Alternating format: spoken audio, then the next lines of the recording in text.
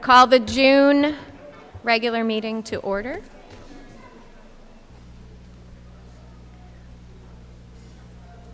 Ms. Bowie, will you call the roll?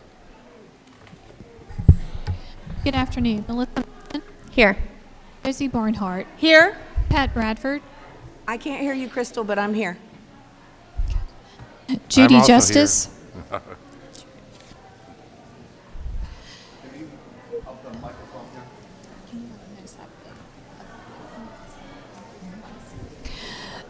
Dr. Tim Merrick, I'm here. David Perry, Present. and Pete Wildeboer. All right. I will entertain a motion to approve the agenda. So moved. Madam Chair, I'd like to make an amendment to the agenda. Okay. Under new information, I'd like to add a 10-minute discussion about NCDPI testing fiasco. Second. And that was under, New business for 10 minutes, ma'am. Discussion? yes, Dr. Merrick. Yeah, I'm sorry. I'm having a hard time hearing anything. I don't know if it's our system or not. Could you please repeat the motion and let me know a little bit more what it's about? Madam Chair, do you have the floor? Go for it. My motion is that we have a 10-minute discussion under new business for the NCDPI testing fiasco that occurred recently. And I seconded it. And Mr. Perry? Is there a motion revolving around that thing? Otherwise, should it not be under information?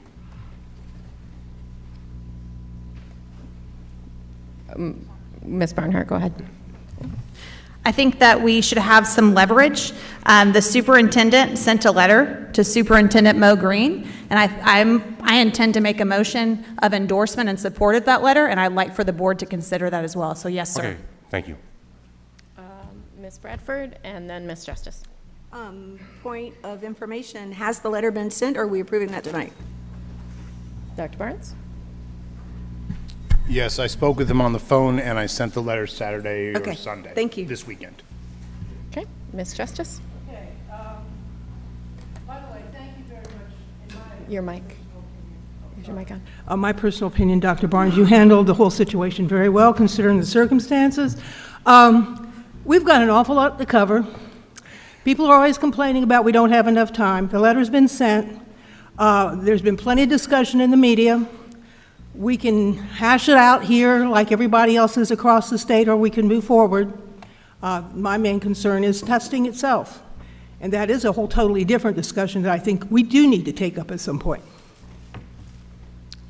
And Dr. Merrick? Yeah, I've been told time and again by members of this board that the time for putting something on the agenda had passed, and that if it's not an emergency, it should not be added to the agenda. And while I agree in broad terms with supporting this letter and supporting our superintendent's actions surrounding the testing, I do not believe it belongs on our agenda today. There's no emergency here. Okay.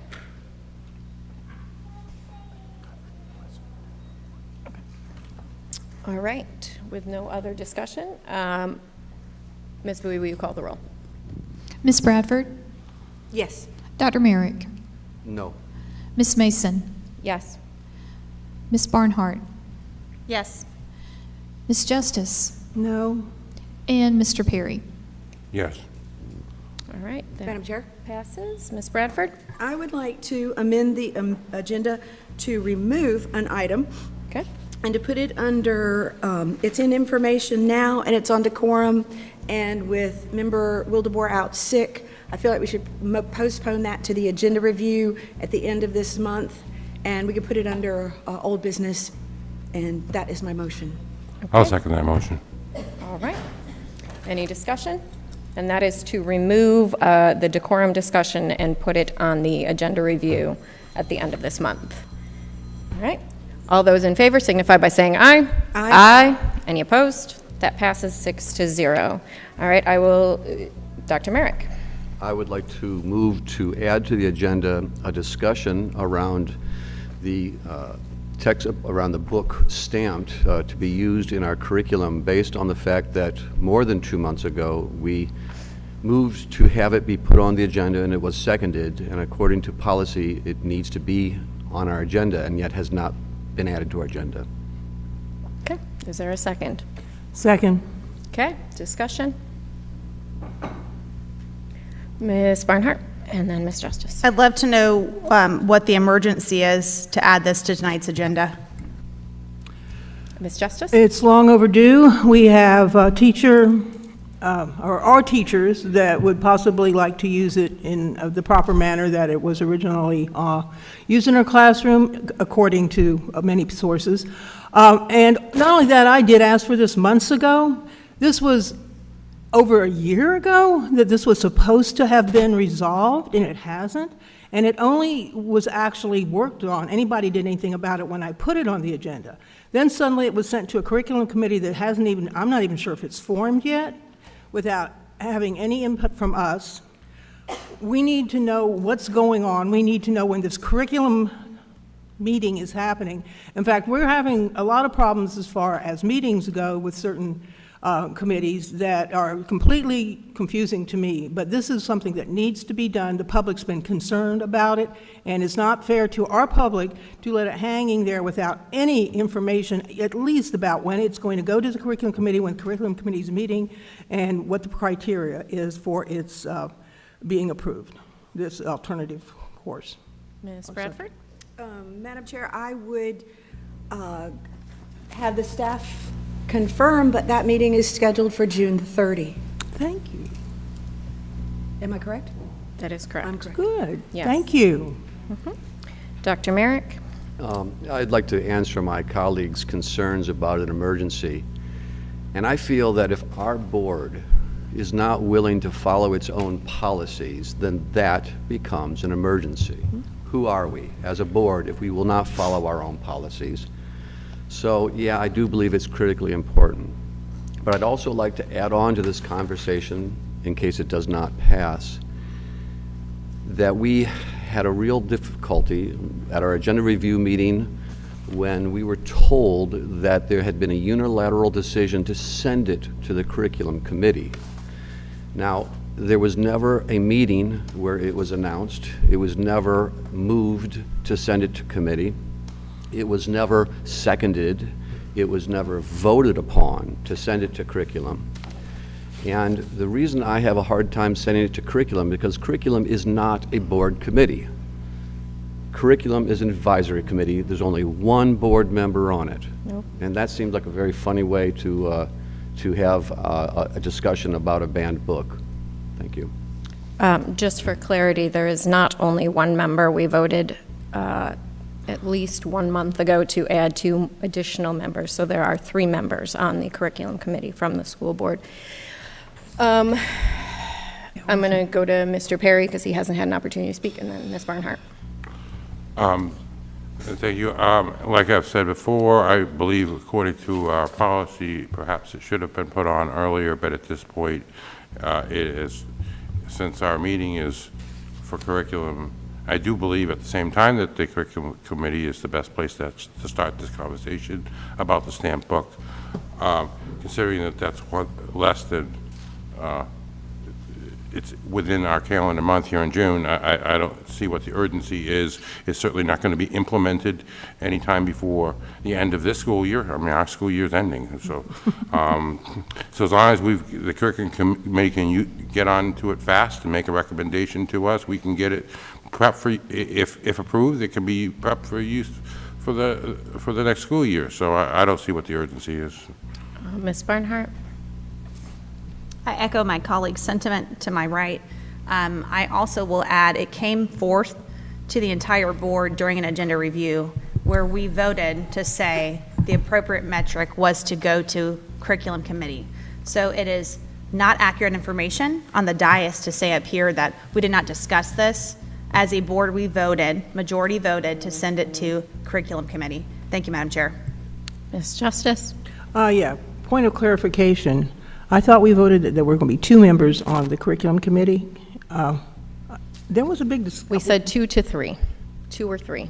I would like for somebody to go back and look at that, because it seems to me it was 2. I wrote it down. Okay, well, in minutes. I'd like to find that in the minutes at some point. Also, I do appreciate now for the first time hearing that the meeting's going to be on June the 30th. This is one of the main concerns I had for supporting this motion, is that I hadn't heard anything and we didn't know for sure what was going on. And as far as the school year, we know it's not for this school year. I'm talking about the upcoming school year. Teachers need to plan ahead of time. That's the idea of a summer. All right. You've had 2 opportunities, sir, so I'm going to... One of them was just a point of clarification, but okay. So the motion on the table is to add a discussion of the book stamped. Ms. Bowie, will you call the roll? Mr. Perry? Nay. Ms. Justice? At this point, no. Ms. Barnhart? No. Ms. Mason? No. Dr. Merrick? Yes. And Ms. Bradford? No. All right, that fails 5-1. I will entertain a motion to approve the amended agenda. So moved? Discussion? Hearing none. All those in favor signify by saying aye. Aye. Aye. Any opposed? Aye. That passes 5-1. Continuing on, I'm actually going to pause just so that there is some clarity. In accordance with New Hanover County Schools Board Policy 5020D and North Carolina General Statute 143-318.17, the board promotes mutual respect, civility, and orderly conduct. Positive communication is encouraged, while disruptive behavior will not be tolerated. Disruptive attendees may be asked to leave and, if necessary, escorted out by law enforcement. Continuing on, the invocation will be given by Senior Pastor Kenny Chin of Northside Baptist Church, followed by the presentation of colors, which will be the Hoggard High School NJROTC Color Guard Unit, under the direction of Commander David Everett and Staff Sergeant Richard, I don't want to brutalize your name, Guicciardo? Okay. And then the national anthem will be sung by members of the Coddington Elementary Chorus. Would you join me in prayer, please? Our Heavenly Father, we thank you for this opportunity to be here tonight. This is such a viable meeting and a valuable time to come together as we consider how we shape and mold the minds of the young people of this community. And gathered here tonight are a group of adults. And I pray, Father, that we recognize that as we prepare to help our children, that they would look to us for the type of behaviors that they would want to emulate. And so, Lord, authority, you wrote about in Romans chapter 13, you told us that we are to honor the authorities that stand before us today because there are no authorities except from you. And any authority that exists came from you. And if we resist those authorities, in fact, we resist you. And authority is something that is given to us, and we thank you for it. I pray, Father, for all the people, the members of the board, the audience that is here, that we would recognize that honor comes first in all of our life, and respect is the behavior of honor. And when we do that, the authority flows smoothly and things actually happen. And so for this time tonight, recognizing that as adults and as human beings, we all have differing opinions and things that we do, that does not mean that we cannot have mutual respect for one another. So I pray for calmness tonight. I pray for effectiveness tonight. And I pray that in all things that you would be honored. I thank you for how you have blessed each of us with wisdom and knowledge and ability. And let this be a cohesive meeting tonight and a collaborative meeting. When we walk out, we'll recognize that we have furthered the progress of this community, that we have elevated the education of our children, and that we have illuminated the maturity that can be found and discovered amongst us all. And we thank you for that. We thank you for all of these things. We'll make our prayer in Jesus' name. Amen.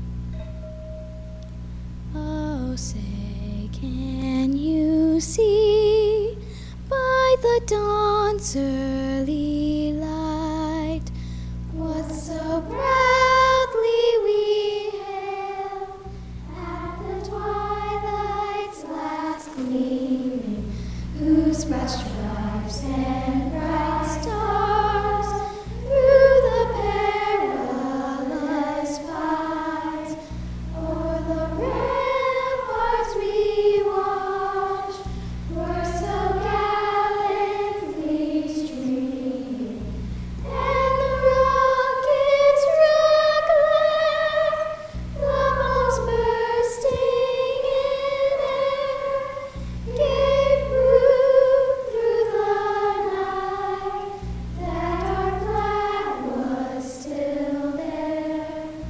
Oh, say does that star-spangled banner yet wave o'er the land of the free and the home of the brave?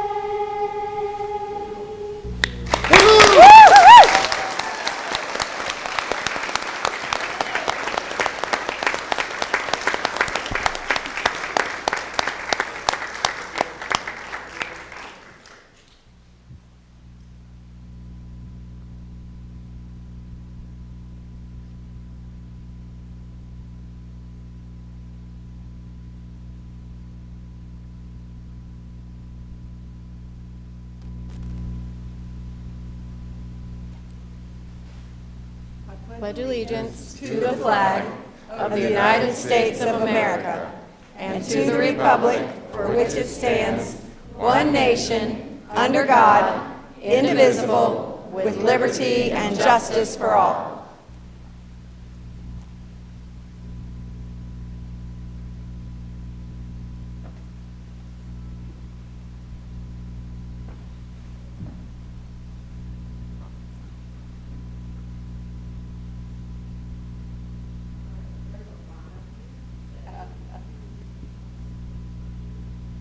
Y'all, you can.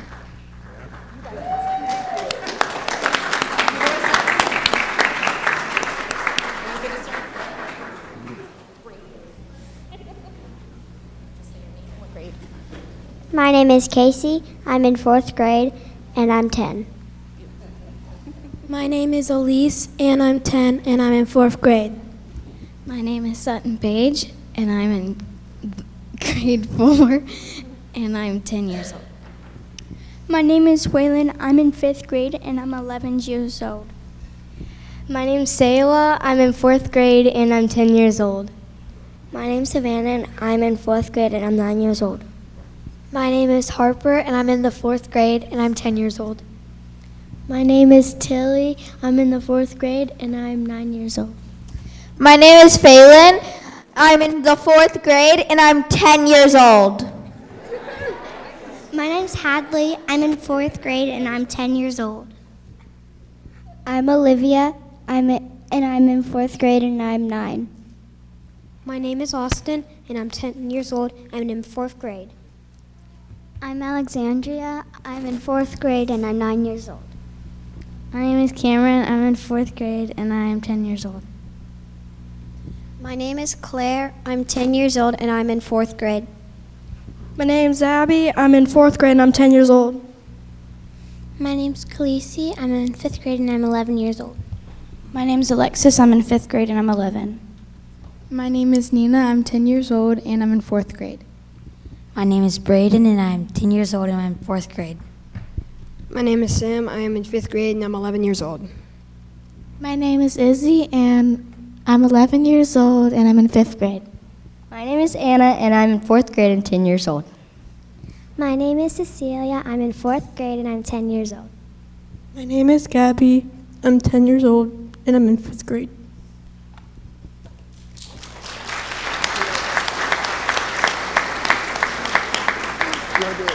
Yes, you do it. I'm Cadet Graham from John T. Hoggard High School, and I'm a sophomore. I'm Cadet. Okay. Yeah, I'm Cadet Lassiter. I'm a sophomore from John T. Hoggard High School. Hello, I'm Cadet Connor McAuliffe, and I'm a junior at Hoggard High School. God bless. I'm Cadet Zachary Brooks from John T. Hoggard High School, and I'm a junior. Thank you, guys.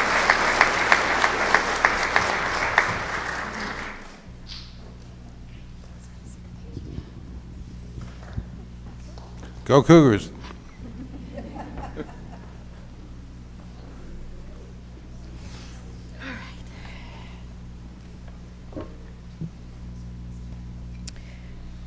I will entertain a motion to approve the minutes. So moved. Second? Any discussion? Hearing none, all those in favor signify by saying aye. Aye. Any opposed? That passes 6-0. Continuing to recognitions. Good evening. Thank you for the opportunity to present to you this evening a fraction of the amazing. All right. There's a lot of traffic. Okay, we're going to swap out some people, so give us just a second. Thank you.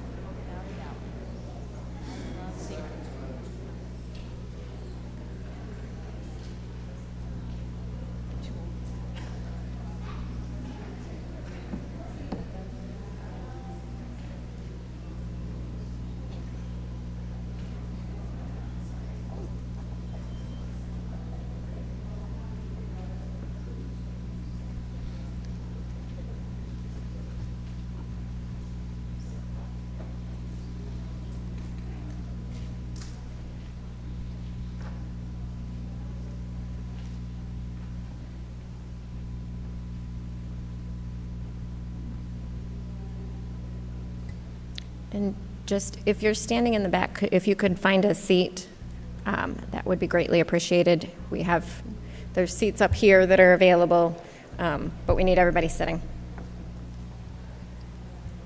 This is actually a wonderful problem to have because we have so many recognitions tonight, so please pardon us.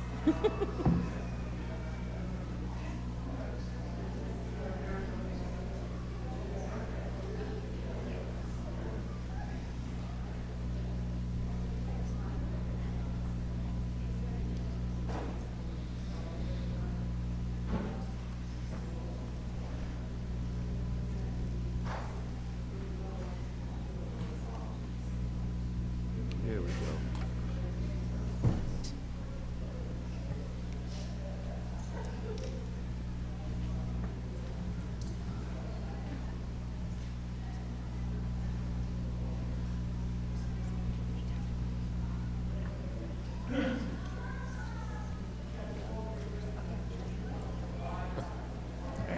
Gotta get that door shut. All right. And when, the last time you were talking, it was hard to hear you even with, so the mic too. Thanks, Anita. We do have quite a few recognitions this evening, so bear with me. It's the best part of my job, as you all know, so thank you. We're going to start with our National History Day Awards because they have somewhere else they need to be. All right, tonight we want to recognize the outstanding research, hard work, and creativity of our students who competed in the National History Day competition. We want to show our support and appreciation for the students and their teachers who represented New Hanover County Schools at last month's state level contest. First, we want to recognize Holly Shelter Middle School. I would like to invite up Sean Stanek, Jocelyn Hudson, Sadie Langford, Scarlett Roan, Ben Gardner, and Gavin Opplinger. As you all have your picture taken, I will tell the audience a little more. Mr. Sean Stanek was awarded the North Carolina History Day Teacher of the Year and will now represent our state at the national contest.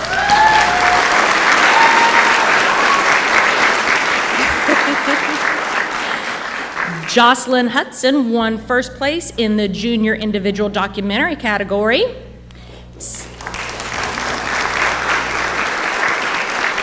Sadie Langford and Scarlett Rowan won first place for the junior group exhibit. If you guys will all pay attention to him, he's going to take your beautiful photo. Okay. And then Ben Gardner and Gavin Oplinger won first place for their junior group website. Mackenzie, forgive me for saying this wrong if I do, Sihoki, who was unable to be here tonight, placed third for her junior individual paper and was selected by the editor of the North Carolina Historical Review to be published in the review. Woo! All right, one more round of applause. All right, thank you guys very much. Thank you, thank you, thank you. I know they have somewhere to be, so.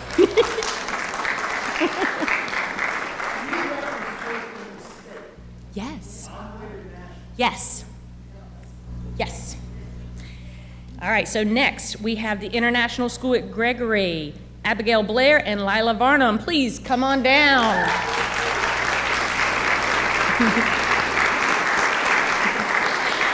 These two students are returning to nationals for the second year in a row. Oh, scoot back a little bit. There you go. These 7th grade students focused on local history, earning first place in the junior group documentary category. They also won a special prize for the preservation of North Carolina history from the North Caroliniana Society. Woo!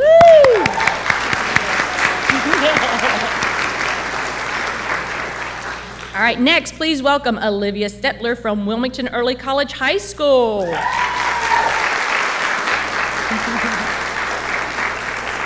She is also returning to nationals for the second year in a row. She won first place in the senior individual exhibit category for her project.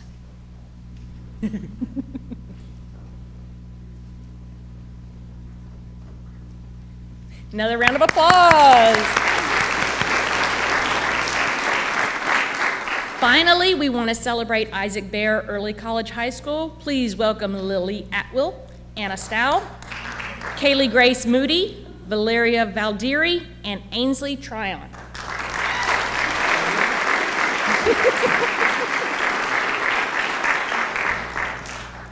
And forgive me if I said anyone's name incorrectly. All right, while they're passing those out, I'm going to give a little bit more detail. Lily Atwill earned second place for her senior individual documentary. Anna Stow and Kaylee Grace Moody won second place for their senior group performance. Additionally, Valeria Valdieri and Ainsley Tryon placed third in their senior group exhibit, and they will be alternates for the national competition. We are also incredibly grateful to the North Carolina Department of Natural and Cultural Resources for providing a transportation grant for our students to attend at the state level. Congratulations.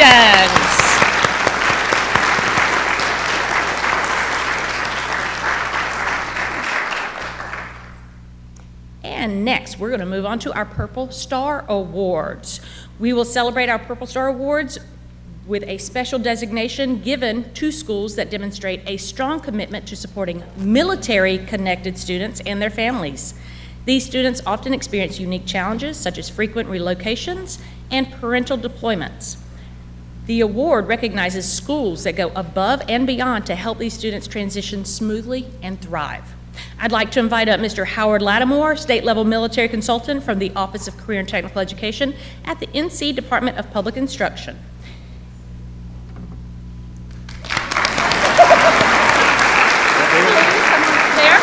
Yep. Okay. As your school is called, please come forward to receive your banner, and we will take a photo with our board and Dr. Barnes and Mr. Lattimore. First off, Castle Hayne Elementary School. Okay. Yep. Nope, not yet. Yes.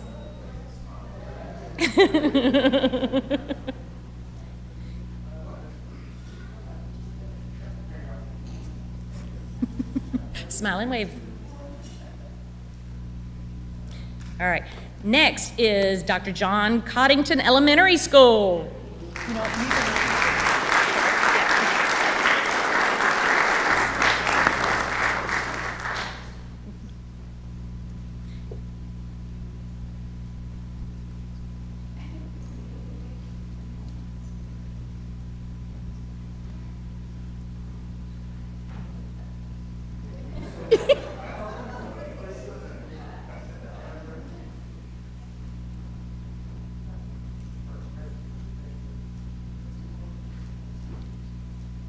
And next, we'd like to welcome up Emma B. Trask Middle School.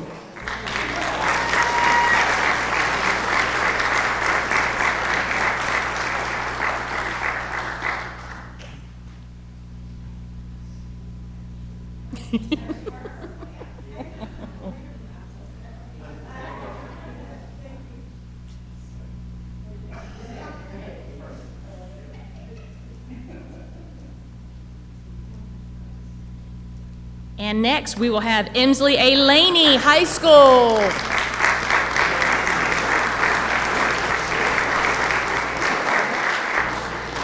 All right, moving on, we're going to celebrate. Oh, look at you guys.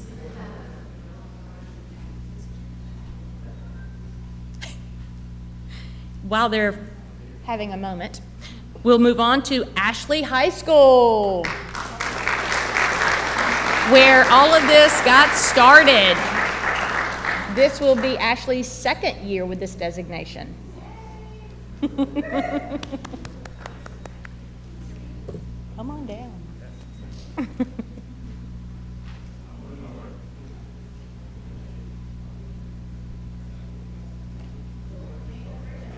All right.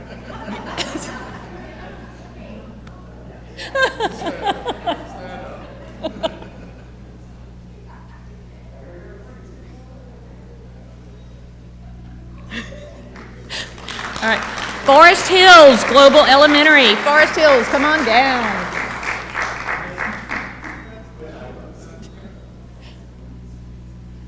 All right, anyone from Forest Hills? I'm not seeing. Okay. June is a very busy month for our staff and students. All right, Holly Shelter Middle School, come on down.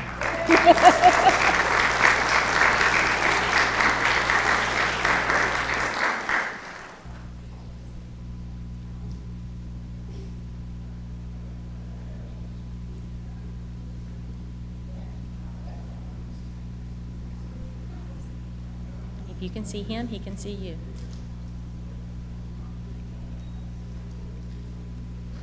Masonboro Elementary.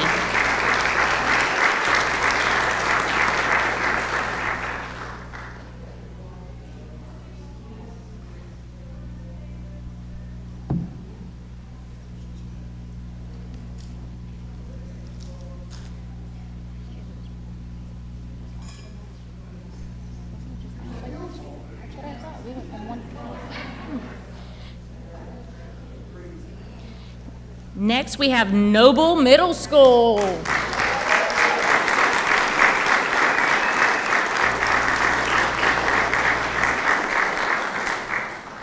Ladies and gentlemen, I would like to point out that last year we had 1 school with this designation. This year we have 12. And growing, and growing.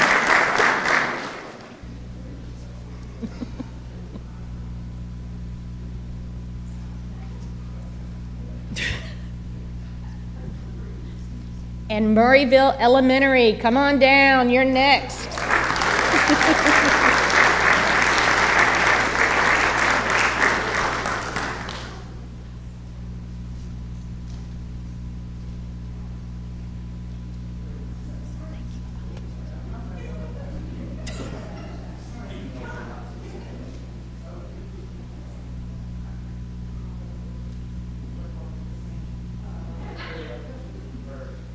We're going to need to start putting tape down. All right, New Hanover High School, come on down. All right, New Hanover High. Oh, there we are. They're coming.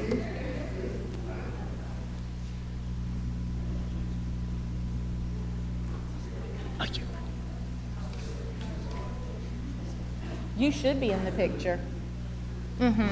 We have a photographer. We kind of have a photographer. Give me.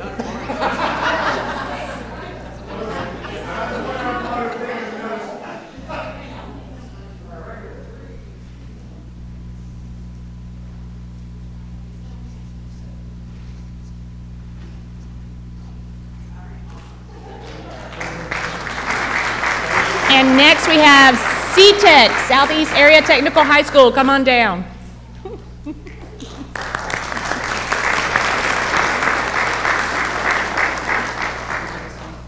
I will do the same for you, yes.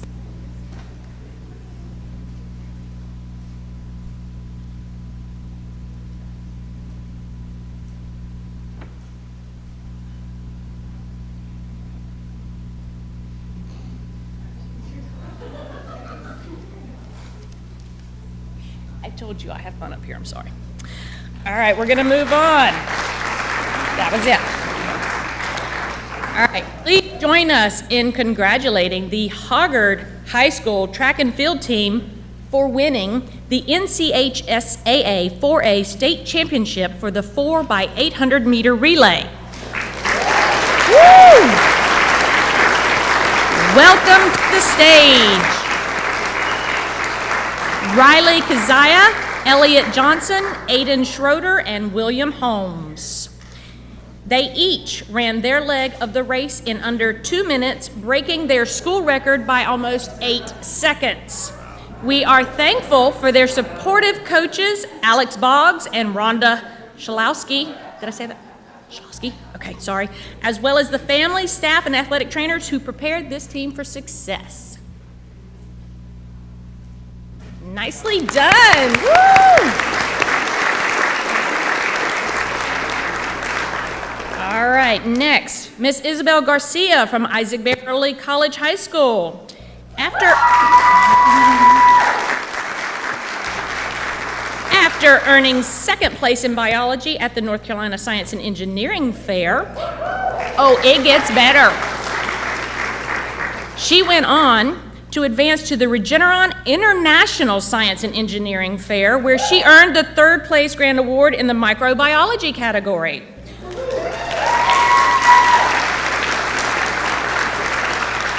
Her project, harnessing coral bacteria as probiotics to combat Vibrio cholera water contamination, that's a mouthful, focused on developing a cost-effective alternative to treating small intestinal bacterial growth.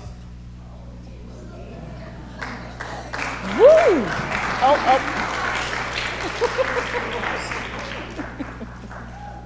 Nicely done. All right, moving on. New Hanover County Schools is proud to celebrate the outstanding educators that we have right here. Every year, each school selects a Teacher of the Year, and a committee chooses the top finalists who exemplify dedication, instructional excellence, and leadership in our classrooms and community. Last month, we recognized the winners of our annual celebration and revealed our Educator of the Year, Assistant Principal of the Year, and Principal of the Year. We'd like to showcase them for our audience tonight. Please join us in congratulating our 25-26 Educators of the Year. Elementary Educator of the Year, Desiree Traylor. First grade teacher, Pine Valley Elementary. Middle School Educator of the Year and Overall Educator of the Year, Benjamin Lord, Social Studies teacher for Myrtle Grove Middle School. Yeah, we'll do them all at once. Come on down. High School Educator of the Year, Jessica Harvey, Social Studies teacher from Laney High School.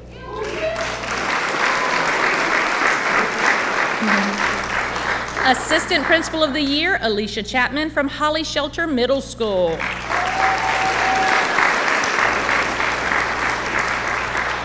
And last but not least, Principal of the Year, Rosemarie Wheeler, Eaton Elementary.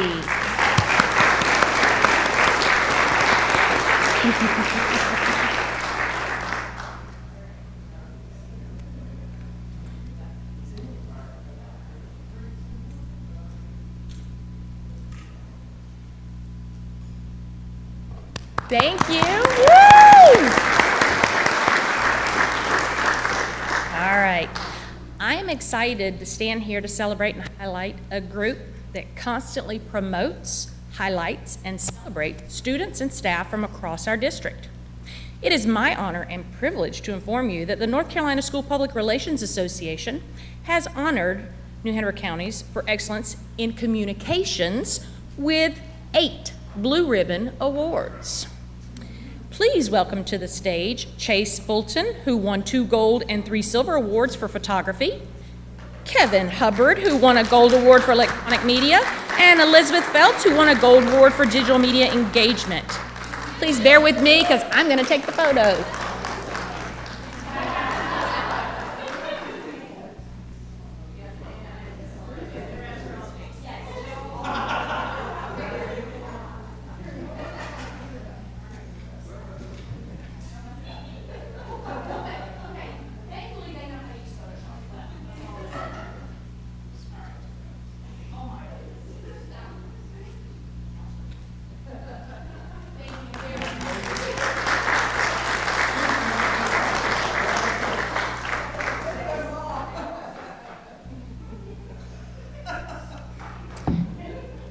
All right, join us now. We're going to be bringing down Pine Valley Elementary.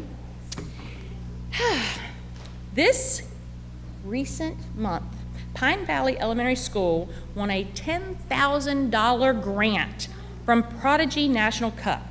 I'd like to invite up Mr. Kantrowitz and his students, Olivia Carrasco, Kelly Neal, Airlie Robinette, Isaac Stewart, Banks Smith, Sydney Brown, and Liam Jones.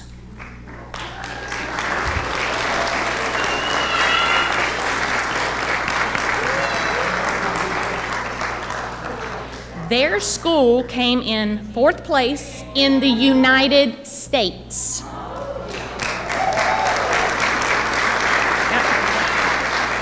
They beat over 4 million students and 72,000 schools. Since January, they answered almost 1 million math questions correctly. Yep.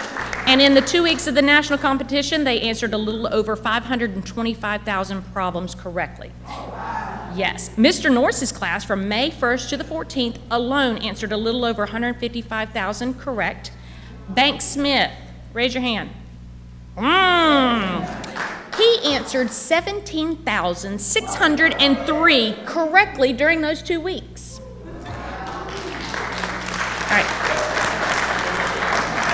right, and where's Isaac Stewart? Oh, there's another one. He answered the most in a single day with 4,061 problems answered correctly. For all of their hard work, their school won a $10,000 grant. So stay tuned to see how they utilize that in the future. Thank you, guys. Woo!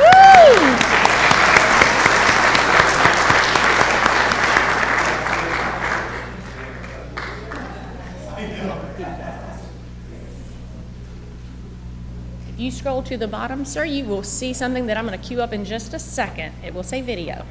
All right. In New Hanover County Schools, we love to celebrate the students and staff and volunteers who demonstrate the character and action that makes our school positive, safe, and respectful. This month's Character and Action Award goes to Caitlin Durkin, Early Literacy Facilitator at Ogden Elementary School. Come on down. There she is. Mrs. Durkin became a real-life hero when she noticed a student choking in the cafeteria and was able to perform the Heimlich maneuver. Oh, here.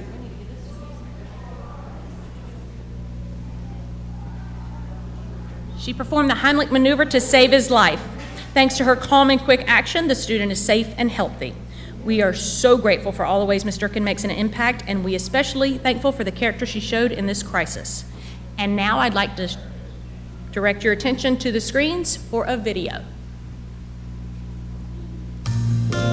During lunch, one of our teachers on duty, Ms. Durkin, noticed a student in distress and jumped into action and actually assisted the student by performing the Heimlich maneuver.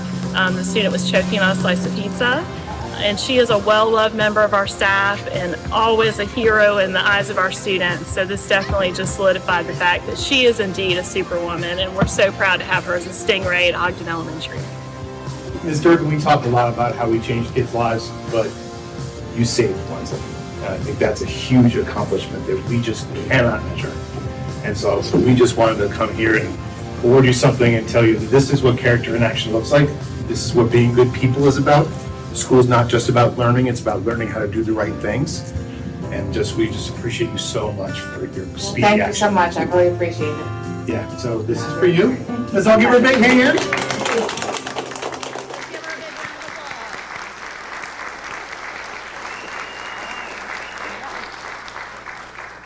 And next.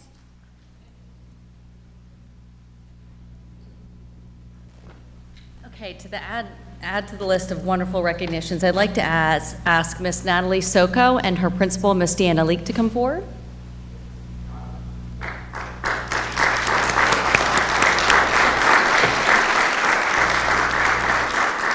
Last month, we recognized our classified employees through our Excellence Exemplified, and Ms. Soko was not able to make it. So we wanted to take this opportunity to recognize her tonight. And I want to read a little something quick, certainly while you're taking the picture. So Ms. Soko is a teacher assistant at Murray Middle School and has worked for New Hanover County Schools since July of 2003. She was commended for excellence and is well known for the relationships she builds with EC students and how she fulfills her duties in the classroom while helping students reach their full potential. It was also mentioned that students who interact with Ms. Soko have a higher self-esteem, a higher level of self-confidence, and feel safe talking to her regarding sensitive information about something that they may be going through at home or at school. Her colleague recognized that she often shares information and talks to their teachers if a student is having a rough day to keep an eye on them, as well as letting them know if someone has a recent success that they can also celebrate with those students. Congratulations, Ms. Natalie Soko, for being this quarter's recipient of the Excellence Exemplified Award. Thank you so much.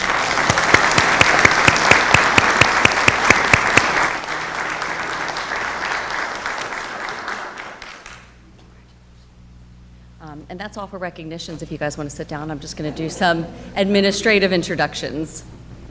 Okay, so first up, what I'd like to do, well, first this evening, I'll be introducing our new administrators. They are principals and assistant principals in our district. So this is the first round, and we'll have a few more coming at the next meeting. So first, he is no stranger here in New Hanover County Schools, but I'd like to ask Mr. Paul Slovic to come up. Mr. Slovic brings over 2 decades of educational leadership experience to his new role as the principal at Mary C. Williams. He began his career teaching at Bradley Creek Elementary before advancing to assistant principal positions at Gregory, Mary C. Williams, and Winter Park Elementary.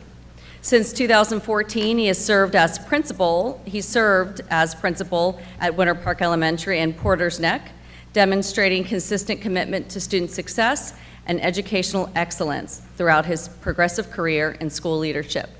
And I believe Mr. Slovic shared a story that when he was leaving initially Mary C. Williams, he said, "One day my dream is to be back here." So congratulations, Mr. Slovic.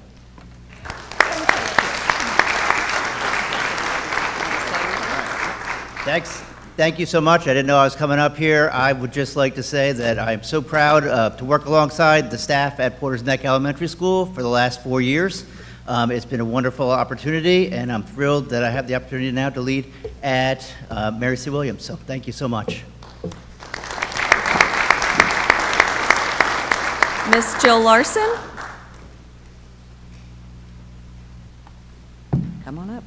Ms. Larson began her career at New Hanover County Schools nearly 20 years ago, and she has gained experience spanning all educational levels, K-12, in both traditional and alternative settings. Her career progression includes 8 years as a school counselor, 10 years as an assistant principal, and she currently serves as principal of J.C. Rowe.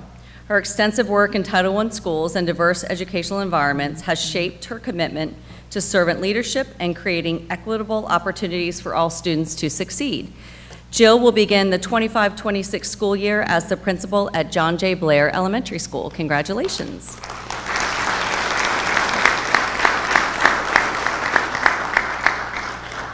Thank you for the opportunity to continue to serve and lead in this amazing county. Like Jen said, 20 years is a long time, but I still have a lot left, and I'm very excited to start the new year at Blair, so thank you.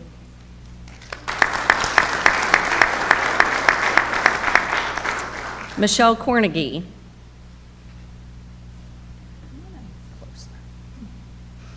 All right, so Ms. Cornegie brings 18 years of education experience to her new role as the principal at J.C. Rowe. The combination of her leadership experience and a unique background in law enforcement enhances her approach to school safety and relationship building. She has served as assistant principal at Ashley High School and Virgo Prep Academy, consistently supporting diverse school communities.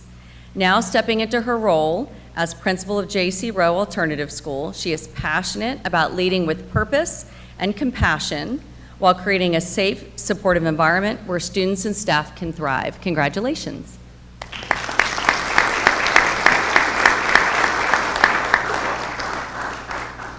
Thank you so much for trusting me with this opportunity. I have waited a really long time to have an opportunity like this. I am so super excited to join the J.C. Rowe team and work with the staff and support the students. And again, I just can't thank you enough. I just cannot wait to be a part of the team and start. So thank you.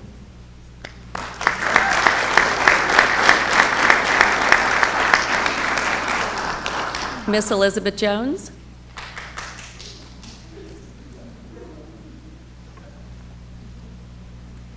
Ms. Jones will begin the 25-26 school year as the principal at Lake Forest Academy. She brings 25 years of experience in education to her new position, having served as a science teacher, instructional coach, and assistant principal. Throughout her career, she has made significant contributions to student achievement and teacher development, supporting both students and educators while witnessing the transformative power of learning. Her extensive background and passion for nurturing academic and personal growth position her as a valuable leader committed to creating positive educational experiences for all of our students and school community. Congratulations.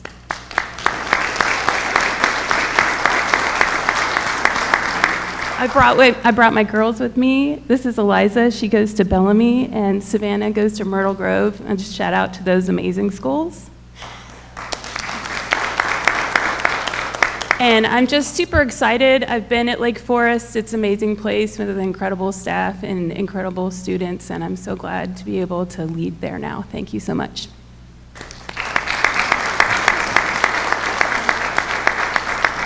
All right, and last but certainly not least, Amy Harrison.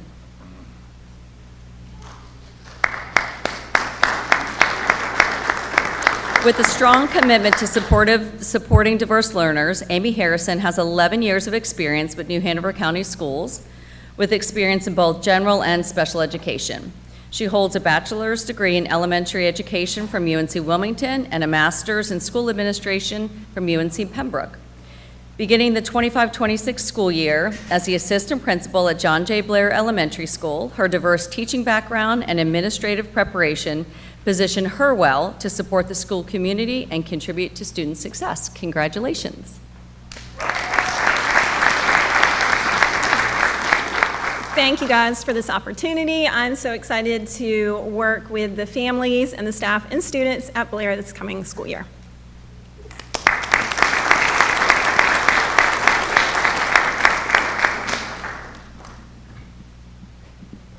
All right.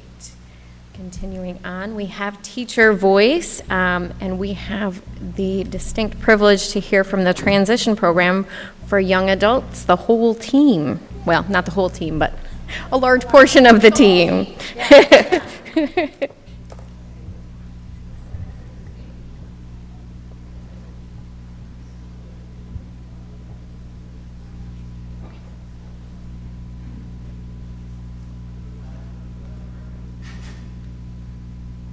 I'll just tell, well, we can tell y'all when to click. All right, so we are Transition Works TPYA. If anyone didn't know, you can go ahead. Look at us, we're cute. You can go ahead. I'm Emerald Boyd, and I have the honor of giving you a quick overview of who we are and what we do. So we have 3 sites for our transition program for young adults. We serve individuals that are 18 to 21 years old in the adapted curriculum special ed. As you can see, we have grown exponentially from 2022-2023 school year, going from 12 students to this school going to 44. So that is 44 individuals ready to go work. Woo!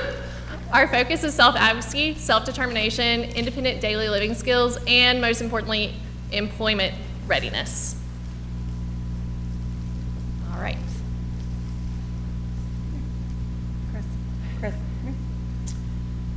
Hello, my name is Christine Coe, and I am from the UNCW site. And this is one of my students. We wish we could have brought them all, but this is Chris Kunak. Say hi, Chris. Say hi. Oh, wow. Hello. Chris started just this year, and there's a first picture of Chris. He's wearing his uniform. He actually already has a job. And where do you work, Chris? McDonald's. McDonald's, right? He works there on Tuesdays. What do you do when you're at McDonald's? Wiping the table. Wipe tables. And then, as you probably know, in our program, we do vocational training. And the other picture of Chris is where? Obama. In the purple shirt, you are where? Hospital. At the hospital, right. We have a partnership with Novant Health, and Chris is actually, we're making trays for the patients, and he is counting grapes, and we make over 800 trays a week. So, what is your favorite thing to do at TPYA? I can do it. Swim. And I can do it, right? And Chris said this morning the reason why he loves coming to TPYA is because he's learning to be a grown-up and a nice young adult.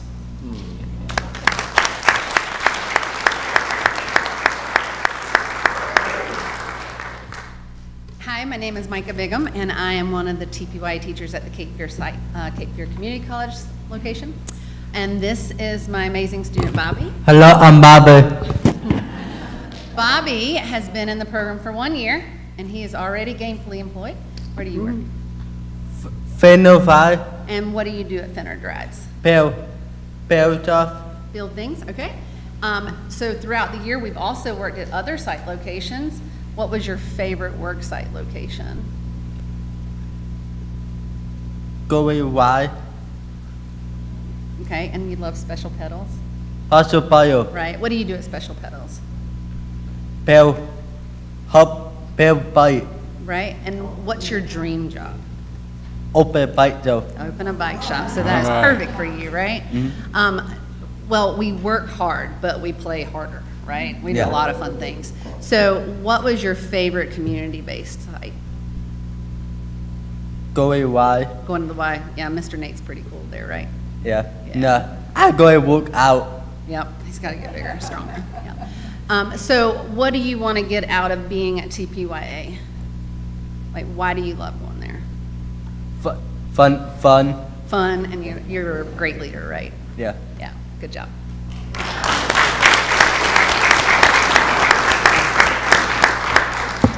And then we have an oldie, but goodie. I know. So this is Zycray, and he is one of our graduates from this year.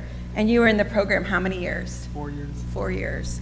And as you can see on the left, about 2 months ago, he got employed from New Hanover County Schools Child Nutrition. So, and currently, what school are you at? How Pre-K, right. And on the right, he's at New Hanover County Schools warehouse over on Carolina Beach Road, but he says his favorite training site that you've had is where? Recycling. So on our campus, we go to the recycling center, and lots of cardboard to recycle.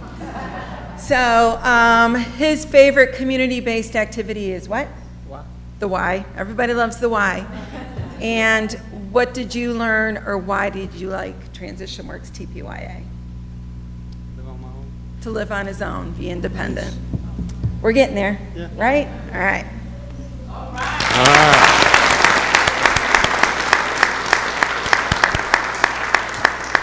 Ms. Mason? Oh, we get more people. Just a little bit more. So we have all these partners in transition education, and that includes the community of Wilmington. All of our business partners, our nonprofits, we couldn't name all of them. This is the starting place, and it's growing. But our partners in education, in terms of our sites, educational sites, are UNCW and Cape Fear Community College was added this year, and we're very grateful to both of those institutions for taking in our young adults and providing the opportunity to have growth along typically developing peers that are the same age as our young adults, right? All right, so and then next. With that, all of our community partners, how do we keep this success growing? That's what we want to keep doing. This expansion has been tremendous for us. We are reaching more students. We are reaching more students. We are growing more young adults, and couldn't be more proud, right? And we want to keep doing that. We want to keep doing that, and that the recognition that the board, that the district leadership gives us, has elevated the awareness of our program and the important work we do and the important work that they are doing, becoming independent and successful young adults, right? So with that, thank you for all the things that you do to support us in that way. We have a little bit more? And I'm Valerie Simmons, and I'm at the Cape Fear Community College site as well. And how we're going to keep growing is just build life skill vocational labs eventually, and then recruit community resources. So if you know anybody in the community that has a business or a nonprofit and they could be part of us, that would be great. And I also have to thank the Landfall Foundation, because for 3 years now, we have received a grant of just shy of $5,000, which has supported us to buy these beautiful shirts and to have buses outside of the way system that we use every day.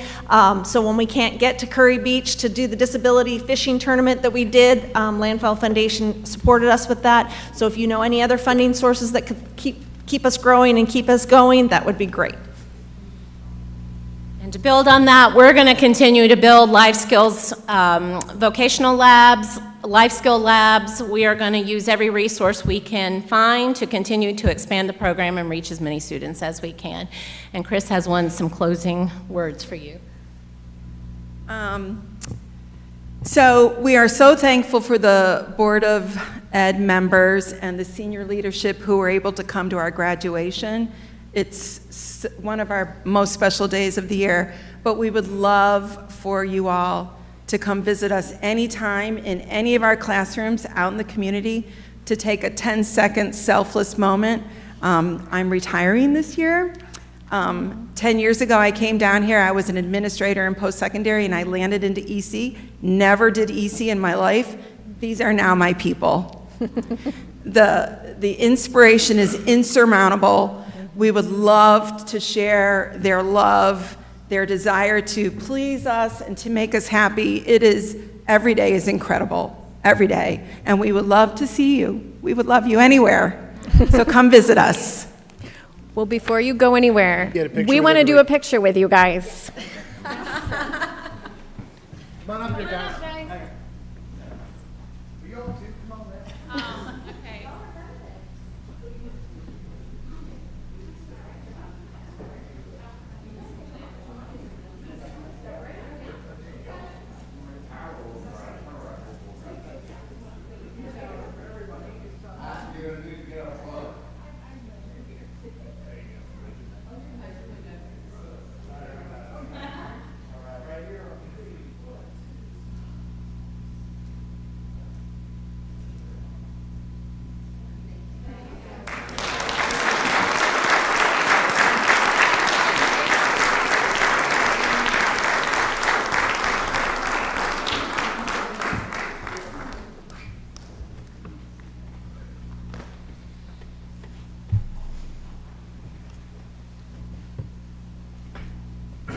You're up.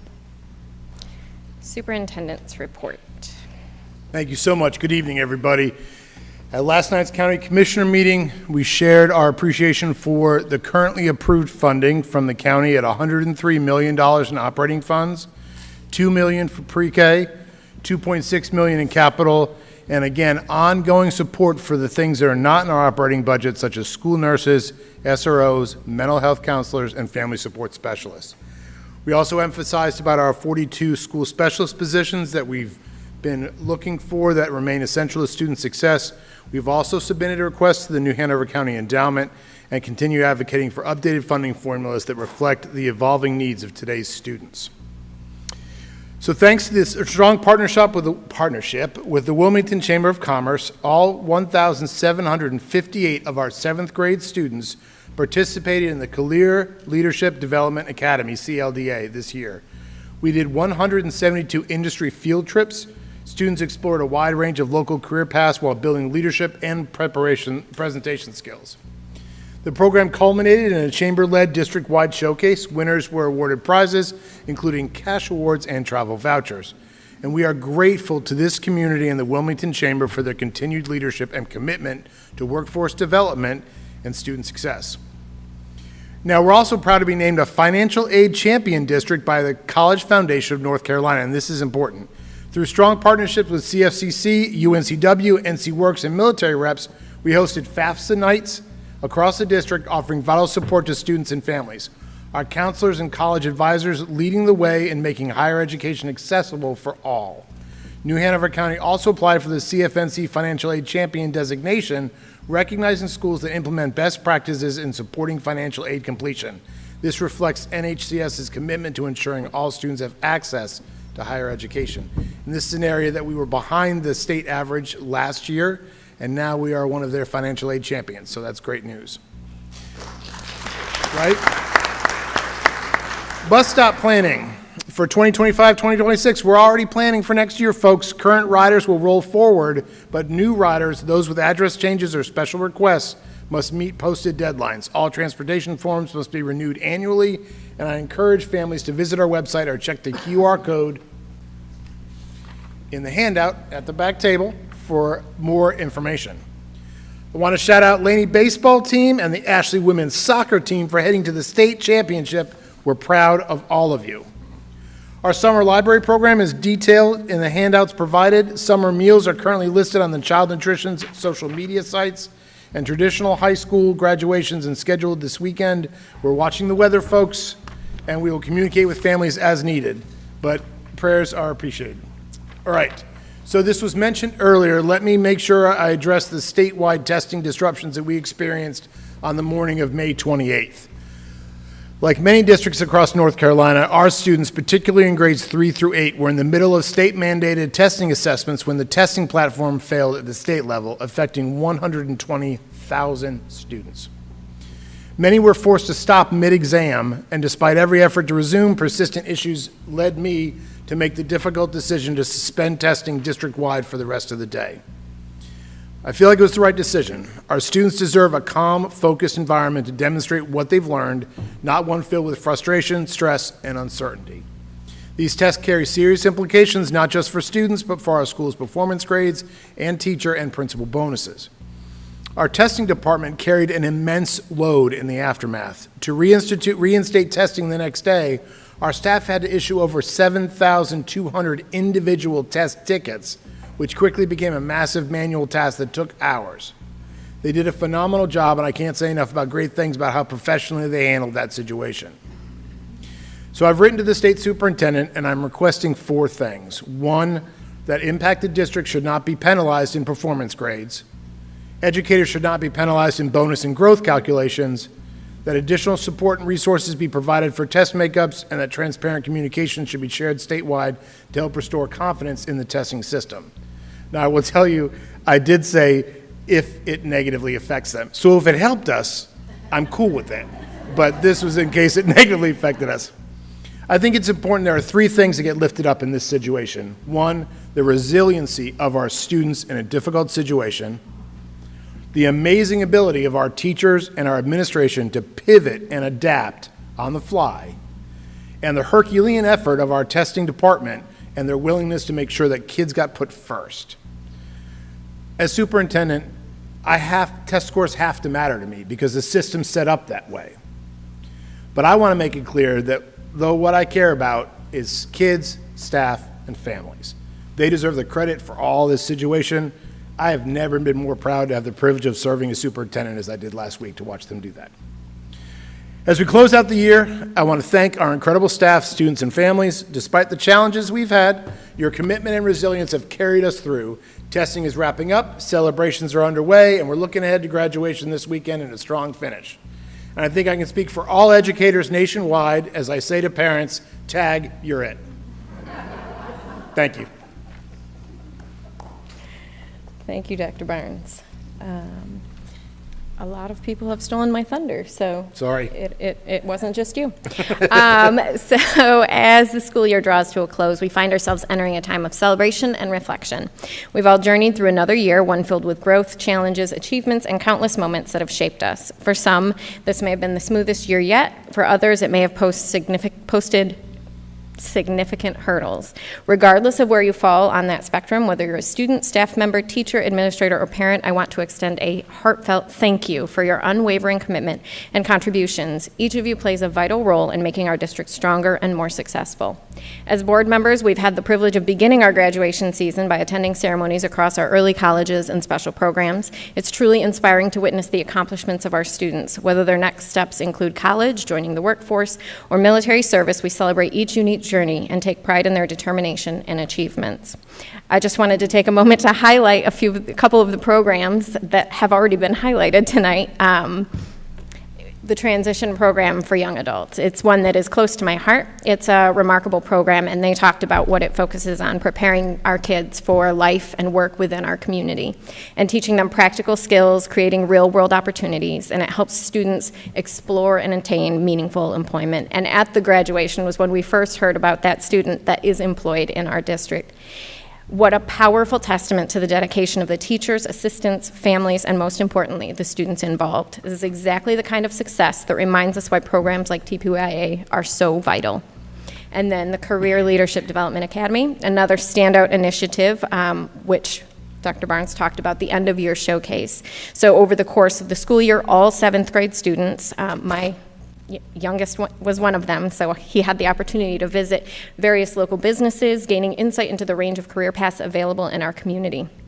This hands-on exposure culminated in student-created presentations ranging from diagrams and brochures to mock interviews, some of which were quite entertaining, highlighting what they learned.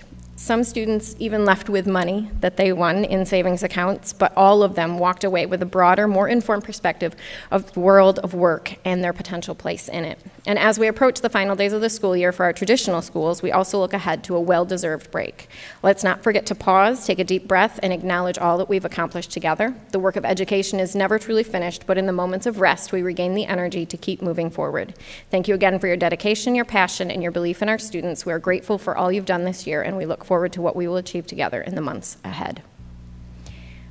So originally, when we had our agenda review, we had added a brief public apology that I had forgotten to put into, and so I'm not sure we need a motion because we did already add it last week, and so I will pass it over to Mr. Perry briefly. Thank you, Madam Chair. Yes, it's been a pleasure so far to be elected to the board and to start serving in December. It is a learning experience, and sometimes you know, the dynamics of school, what goes on at the school board can get frustrating, especially when things don't go your way. And why don't they think like I think? But about 2 months ago, at our regular meeting, I believe, there was something that I was frustrated, a vote that came down, and how a point of procedure didn't go my way. I lost my temper, and thinking to myself I was speaking without a hot mic, I kind of laid some profanity down. But there was a hot mic, and apparently a lot of our staff heard that. Some of our community members heard that, and so I've already apologized to the board previously, but I wanted to apologize to all of you tonight, and then I'm going to be making much better efforts to make sure that kind of unprofessional conduct does not happen again. So, thank you. Thank you, Mr. Perry. I am going to turn it over to our board vice chair for the call to audience. Thank you, Madam Chair. First up, we have Karen Clark.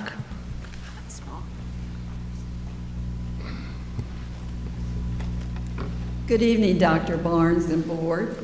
We have this unshakable hope, firm and secure as an anchor for the soul. The Lord in Joel 2:25, I will give you back what you lost. The fear of the Lord is true wisdom. To forsake evil is real understanding. You will seek me and find me when you search for me with all your heart. Thank you, Lord, that you will show yourself strong today and in the days ahead. By his mighty hand, miracles will manifest through his saving strength. I declare New Hanover County schools come into alignment with God's purposes for this generation and those to come. Our children will set their hope in God and not forget the works of God, but keep his commandments. Like the Joshua of old, they will have no fear to enter their promised land. Fiery warriors of the Lord who sit at his feet and go out walking in fearless victory, boldly bringing the kingdom of heaven to earth. Like arrows in the hand of a warrior, so are the children of one's youth. We release our children and our children's children as the arrows, and we declare the flames of holy passion are rising up, making them the most devastating generation to the kingdom of darkness the world has ever seen in Jesus' name. Your kingdom come, your will be done on earth as it is in heaven. Thank you. Dr. Jamie Pond.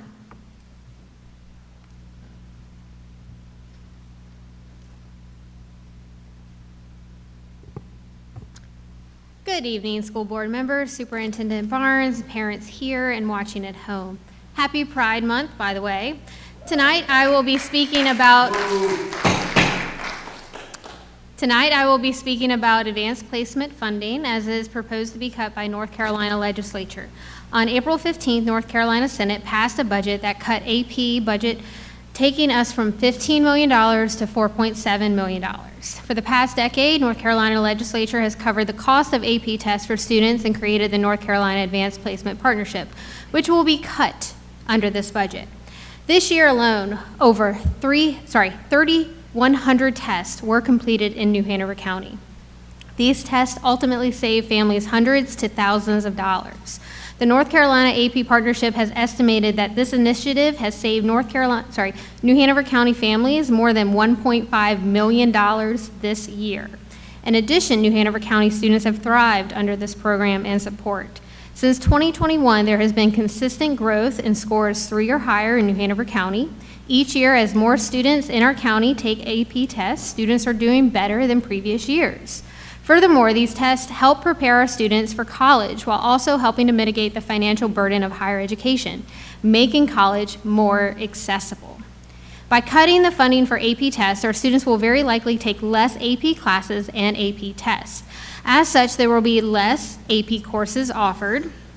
The other day, I met a few students, and a student told me that they noted that if the test had cost them money, they probably wouldn't have taken the AP classes. In addition, the added cost will likely negatively affect our progress our county has made over the last few years. Paying for the AP test will add extra pressure on students, which unfortunately will have a negative effect on test scores. I encourage you to support students who wish to take AP exams and are thriving. During the month of June, please contact your state representatives, state senators, and ask them to restore AP funding. Thank you. Colton Reisgard.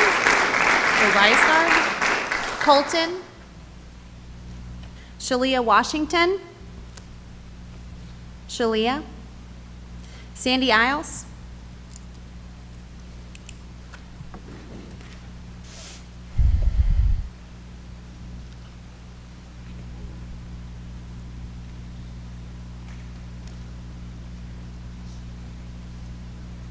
Tonight I'm going to talk about fear. Josie, it's clear that fear controlled your attempt to ban the book Blended. Nelson Mandela once said, I learned that courage was not the absence of fear, but the triumph over it. The brave man is not he who does not feel afraid, but he who conquers that fear. A courageous person would not file a district-wide book complaint in secrecy. They would be proud and show moral courage through transparent actions. But you chose to hide as though you felt shame. You hid in fear versus leading with bravery. Then you played victim and blamed others after your actions were brought to light. As Brené Brown said, you can choose courage or you can choose comfort, but you can't choose both. It's obvious you did not choose courage. You wanted the comfort and privilege of privacy as you chose to engage in a matter of public concern. You secretly attempted to take away the parenting rights of over 25,000 parents. And not only did you attempt to strip away our parental rights, but your complaint exposed your utter lack of understanding of what children in New Hanover County experience on a regular basis. While you try to shield your own child from the realities of life, thousands of New Hanover County children live it each day. These young children demonstrate more bravery and understanding of life's reality than you did with your complaint. Nothing in life is to be feared. It is only to be understood. Now is the time to understand more so that we may fear less. Marie Curie.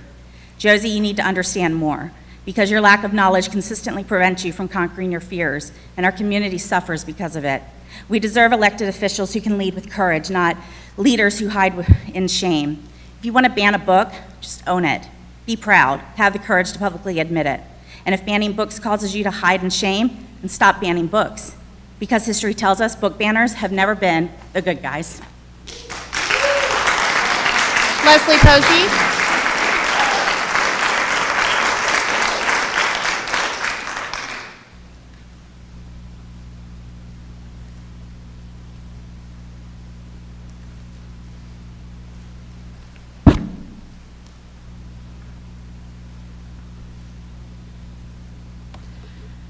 A parable, slightly revised from Matthew 25. When the Son of Man comes in his glory, he will sit on his throne, and he will separate the people. He will say to those on his left, "Come, those of you who are blessed, take your inheritance as prepared for you. For I was an immigrant, and you welcomed me. I was hungry and thirsty, and you fed me. I was naked, and you clothed me. I was sick, and you cared for me.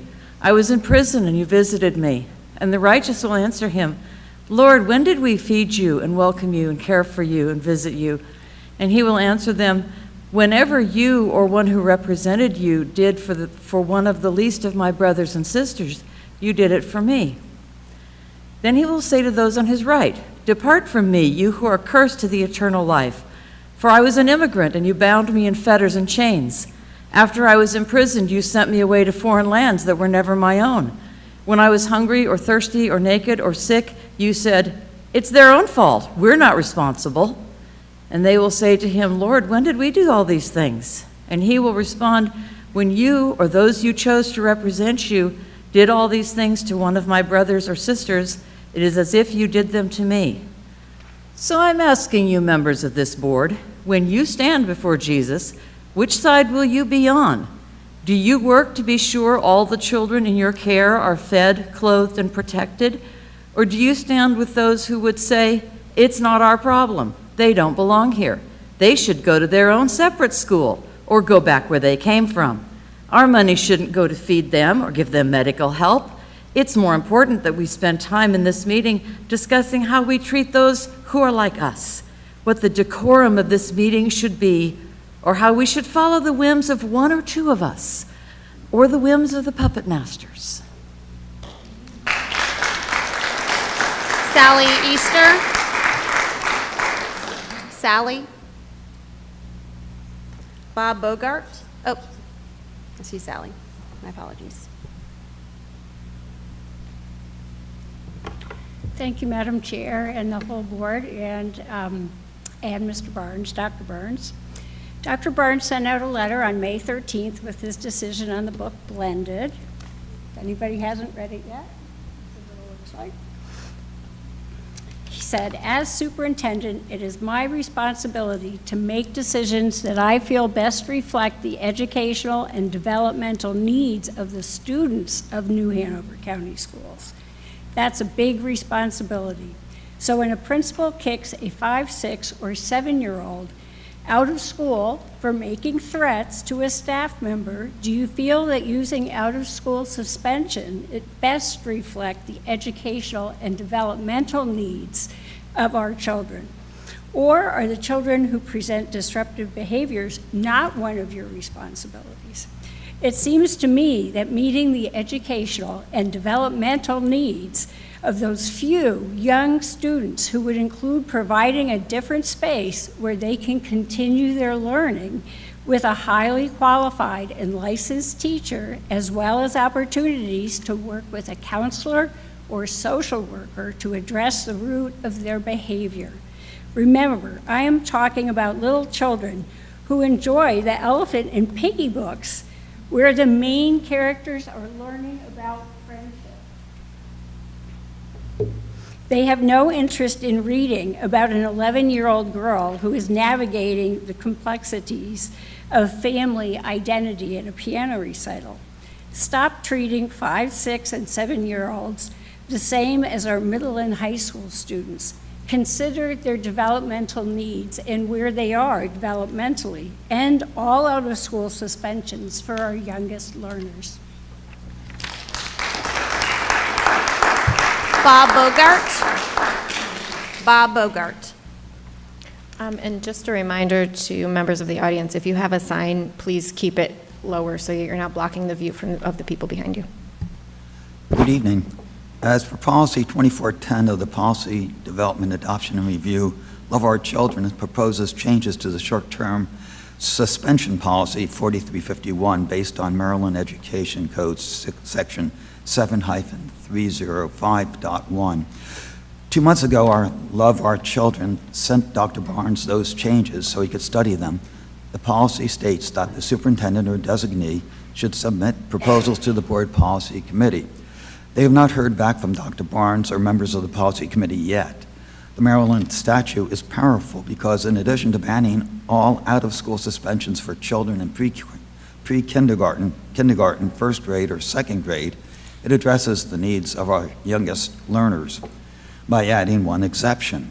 Pre-K through second grade children will be suspended for not more than 5 school days if the school administration, in consultation with the school psychologist or other mental health professional, determines that there is an imminent threat of serious harm to other students or staff that cannot be reduced or eliminated through intervention and supports, and that no more than 5 school days provides time for the elementary principal and school psychologist to meet. And finally, the most important sentence: the school system shall remedy the impact of a student's behavior through appropriate intervention methods that may include restorative practices. Love Our Children hopes that the Policy Committee will be prepared to discuss and implement these proposed changes at their June 17th meeting. Thank you. Carlette Grissett.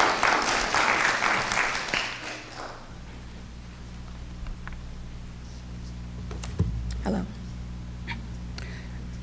Recently, the Duke Children Law Clinic and Education Justice Alliance released a report that highlights the urgent issue of out-of-school suspension for students in pre-K through second grade in North Carolina.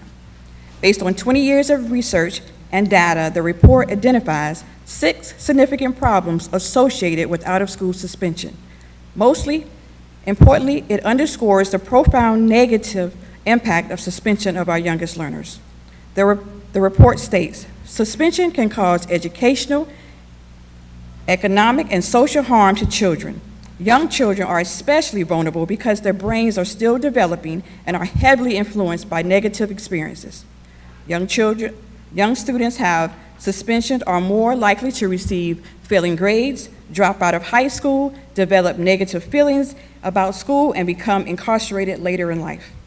Your Policy 4303 acknowledges this concern, stating that the board recognizes the negative effects exclusionary discipline on a range of students' outcome. Why do you continue to have a policy that harms students? It is unacceptable to suspend 5, 6, and 7-year-olds from school. Policy 4300 identifies 18 alternatives to out-of-school suspension. To support positive behavior, one practical alternative is in-school suspension.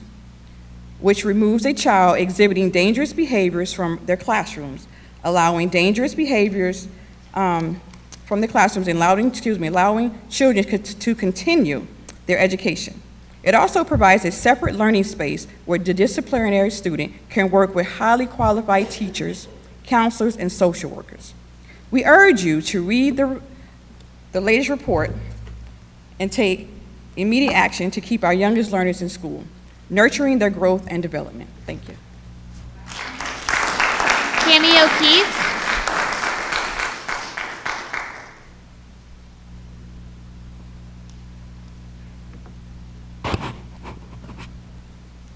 Good evening. The online end-of-grade testing was disrupted across North Carolina last week due to issues with the software. The tests can be stressful enough on a good day, but when testing was interrupted, Dr. Barnes made a compassionate and sensible decision. He suspended all testing for the remainder of the day. In his email to parents, he said, "My priority is always going to be about students and their well-being. Does that include the well-being of a 5-year-old who gets kicked out of school for saying they're going to beat up a classmate during recess?" Dr. Barnes also said, "We are committed to providing the best environment for student success." Instead of suspending our youngest learners, wouldn't the best environment for student success be a different space in school where they could keep learning with a highly qualified teacher and meet with a counselor or social worker to make a plan to safely re-enter the classroom? Based on your data from the first 6 months of this school year, we are talking about 18 K-2 students from 9 elementary schools. Revise short-term suspension policy 4351 and end all out-of-school suspensions for 5, 6, and 7-year-olds. Yes, compassion, but primarily provide the best environment for the success of our youngest learners. An in-school suspension can provide the help and services our children need, and as we saw this evening, prima facie evidence that they could be the next award winners. Thank you. Barbara Garrow.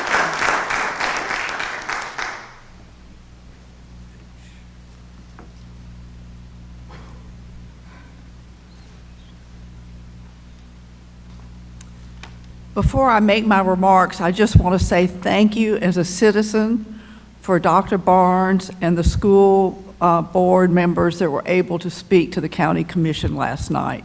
It was impressive, it was needed, and I just want to say thank you. In January 2025, a paper was published in the Journal for American Association for Behavioral Analysis International entitled "A Call for the End of School Seclusion."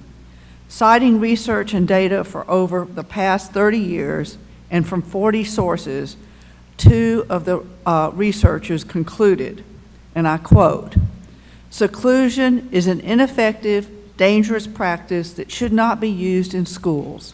Seclusion is misused as a punitive response rather than a safety measure, and it has long-lasting detrimental consequences that affect students who endure the practice as well as classmates and the school personnel. Furthermore, seclusion is unsafe for many students, placing them in a situation in which self-harm cannot be prevented and re-triggering traumatic experiences.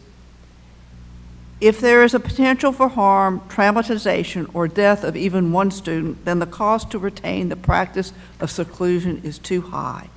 Seclusion is never warranted, is harmful, and its use must be terminated in all schools."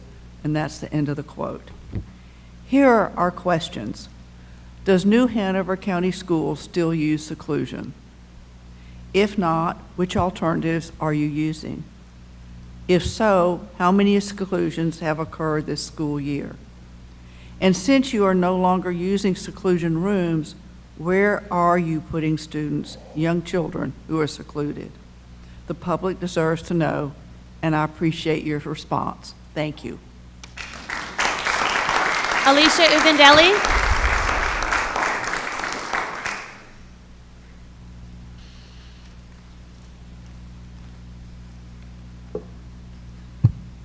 Good evening. Don't give up on our youngest learners. Most of our 5, 6, and 7-year-olds follow their teacher's direction. Most of them do as they're told. Most of our 5, 7-year-olds show respect to adults, and most of them say please and thank you. Most of our 5, 6, and 7-year-olds keep their hands to themselves. Most of them walk down the hallway quietly. Don't give up on our youngest learners. Most of our 5, 6, and 7-year-olds sit quietly doing lessons. Most of them don't wiggle around a lot. Most of our 5, 6, and 7-year-olds play well with others. Most of them can take turns doing a game. Most of our 5, 6, and 7-year-olds use the words they're upset or angry. Most of them will go to their teachers for help. Don't give up on our youngest learners. A few of our 5, 6, and 7-year-olds can't do those things regularly. They need more time to develop their emotional skills. They need more time to practice their social skills. They need to feel safe. And when they feel safe, they need to work on listening to their bodies to self-regulate. Why would you deny them their education? Why would you kick them out of school? They are only 5, 6, and 7-year-olds. Again, I say, don't give up on our youngest learners. Thank you. Loretta Stackhouse.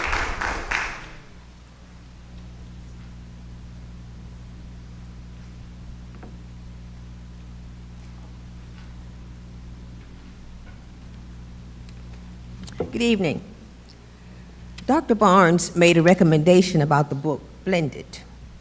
Blended is about a black middle school girl whose father is black and her mother is white. When the parents are divorced, she spends 1 week at her father's house and the other week at her mother's house. She experiences racial prejudice and profiling in her community. She's the victim of an accidental shooting by a white police officer. Dr. Barnes recommended to keep the book accessible to older students while not making it available to students in 3rd grade and under. I can't imagine a younger child who would be interested in reading that storyline. And if there is an interested 3rd grader, I hope he or she has a responsible, mature adult to discuss it with.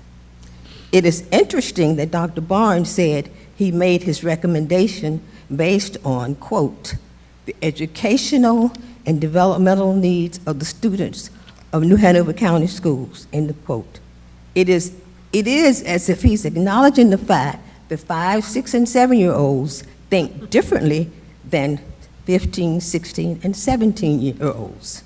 So why are the consequences for misbehavior in the Student Code of Conduct the same for every child? Should not the consequences for the younger learners be different than those for older students?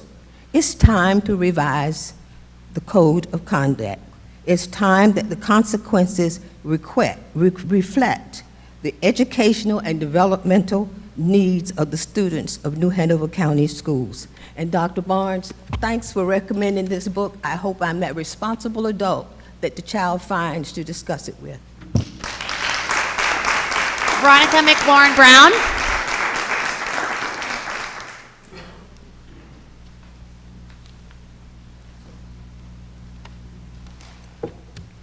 I hope each of you has taken the time to review Maryland Education Code Section 7-305.1.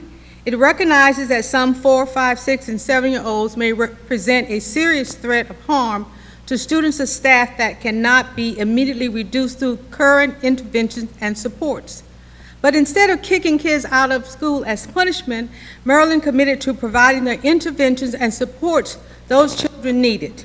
Now let's talk about the reality in New Hanover County Schools.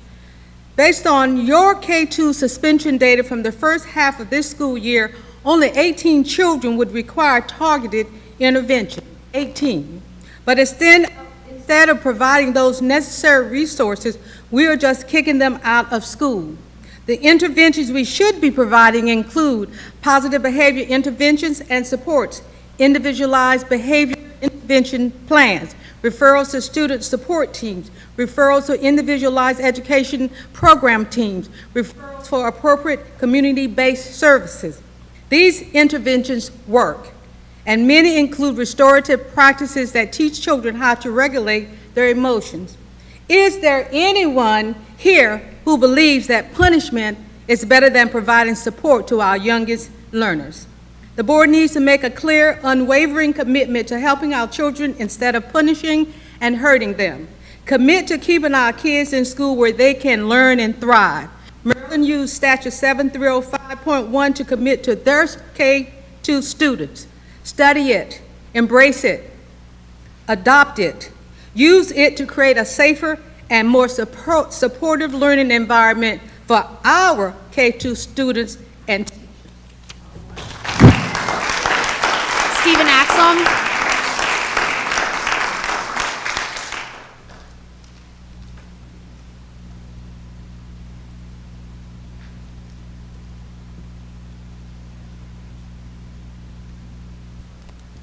Good evening, all of you. I would love to say that I always love coming to these meetings, but that's not always the case. Tonight was a particularly nice surprise, hearing all the wonderful stories, and I think everyone here deserves credit for it. So, board members, Madam Chairwoman, Commissioner Barnes, thank you for creating what happened tonight for those teachers and children. But I'd like to talk to you about the recommendations from the report from Duke. I think we can all respect that there's a high-quality level of science that went behind this discovery. That come from the Too Young to Suspend report from Duke's Children's Law Clinic and Education Justice Alliance, and it's worth reading. I hope you all will. The first recommendation is, quote, increase public access to data on early grade suspension, unquote. At a state level, it recommends that the Department of Public Instruction's annual discipline report include data that is disaggregated by school, grade, offense, race, disability, and other factors that help the public better understand the use of early grade suspensions in their community. At a local level, it recommends that individual school districts and charter schools proactively release their data, their detailed suspension data for the public, to the public for the community review. The report notes that the lack of information leads many to assume that grade suspension is not, early grade suspension is not a problem in their community. However, the data often tells a different story. It is critical to the understanding of the scope of the problem and monitoring reforms. The New Hanover County School has an out-of-school suspension problem. 5-, 6-, and 7-year-olds are being punished. Thank you, your time is up. Carrie Bogart.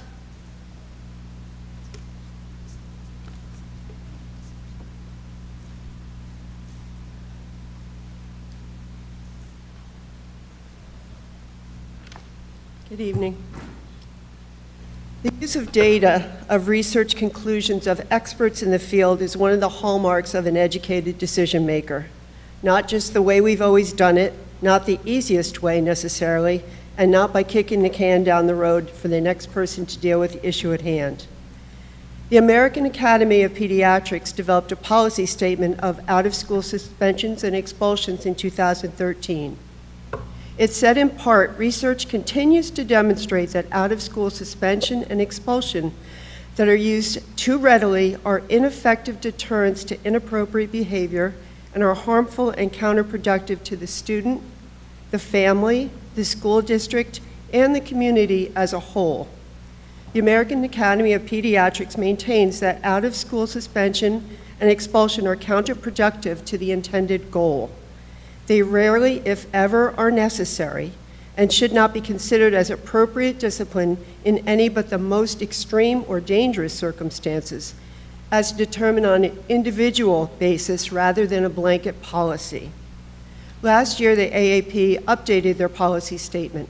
It says in part, there is little evidence that exclusionary school discipline practices make schools safer or deter future misbehavior. Children and adolescents are affected by exclusionary school discipline are at a higher risk for dropping out of high school and for involvement in the juvenile justice system. Exclusionary school discipline has a negative effect on the school climate.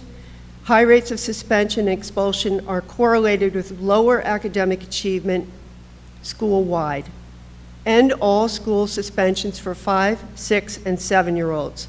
An in-school suspension with a highly qualified teacher makes much more sense. Provide our youngest learners with the help and support they need. Thank you. Peter Walrich.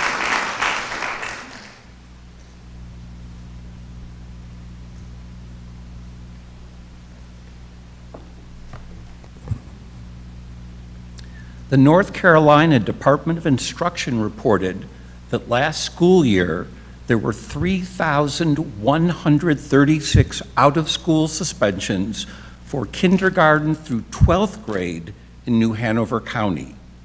Sadly, those suspensions represent 10,228 days of missed school.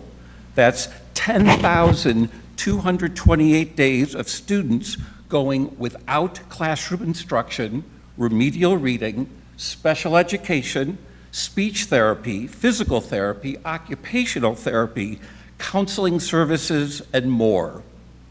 What's more alarming is that the number of K-12 suspensions and missed days of school both went up over the past 3 years. In the 2021-22 school year, there were 8,149 missed days of school due to suspensions. And again, last year, the number was 10,228.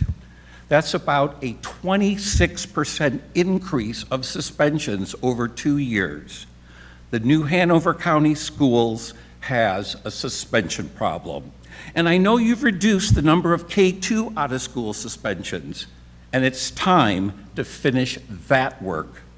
Instead of kicking little children with dangerous behaviors out of school, provide them with an in-school suspension where they could keep learning with a highly qualified teacher and work with a counselor or social worker on their social and emotional skills and on getting at the root cause of their behaviors. It might not make a big difference on the data, but it will have a profound positive effect on their future. They're only 5, 6, and 7 years old. Thank you. Katie Gates.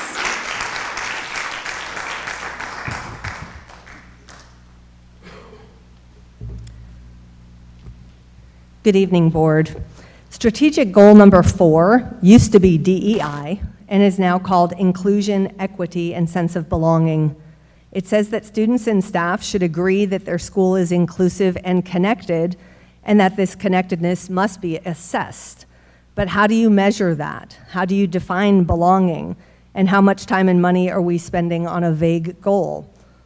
Can we do more with less? Why not eliminate goal number 4 and its underlying Marxist ideology, save resources, focus on academics, and add a more applicable, measurable, and teachable goal like citizenship? Citizenship includes skills like conflict resolution, respect for others' property, honesty, empathy, integrity, and self-control. It teaches students how to disagree respectfully, teaches about teamwork, how to prepare for an interview, how to clean up after yourself. We want our students to show gratitude, write a proper email or letter, shake hands and make eye contact. These skills matter in school, at work, and life.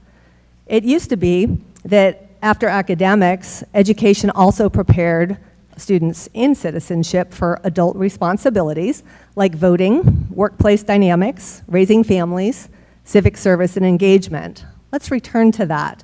We can draw on timeless moral frameworks like the 10 Commandments, not to preach religion, but to teach right from wrong and as a blueprint for character. Let's prepare kids for the duties of adulthood under the banner of citizenship, as opposed to inclusion, equity, and belonging. Citizenship has historical precedent, costs nothing, and is priceless. Thank you. John Hinnett.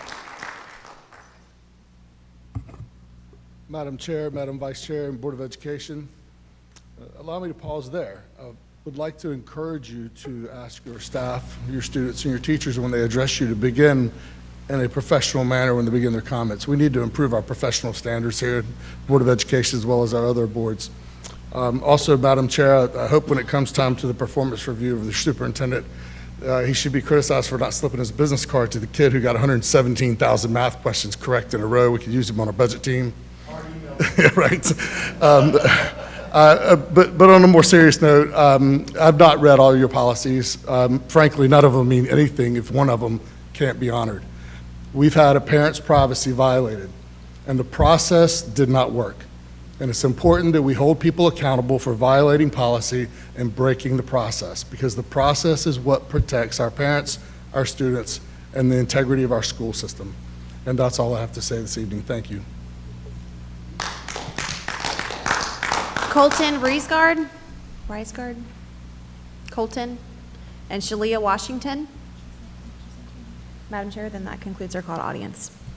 All right, I am going to give us about a 5-minute restroom break if we need it. Do we need one, board? Good idea. All right, so 5 minutes. So board, be back on the dais. We do have a closed session.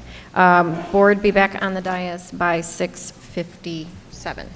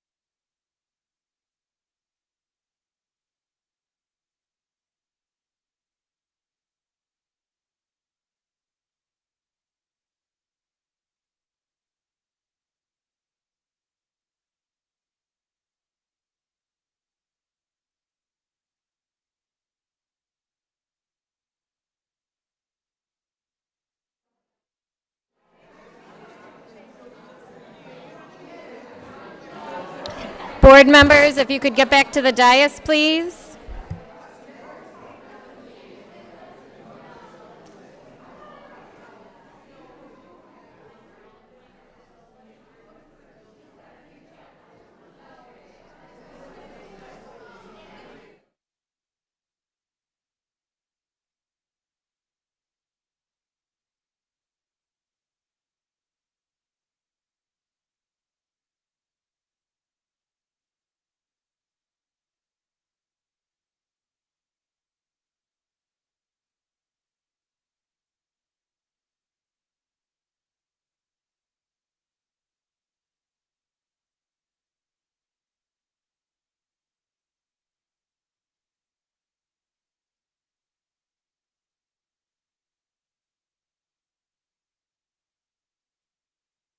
Yes.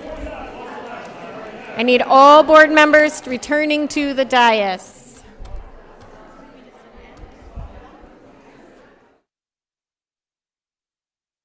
We need one more for quorum. I need all board members back at the dais, please.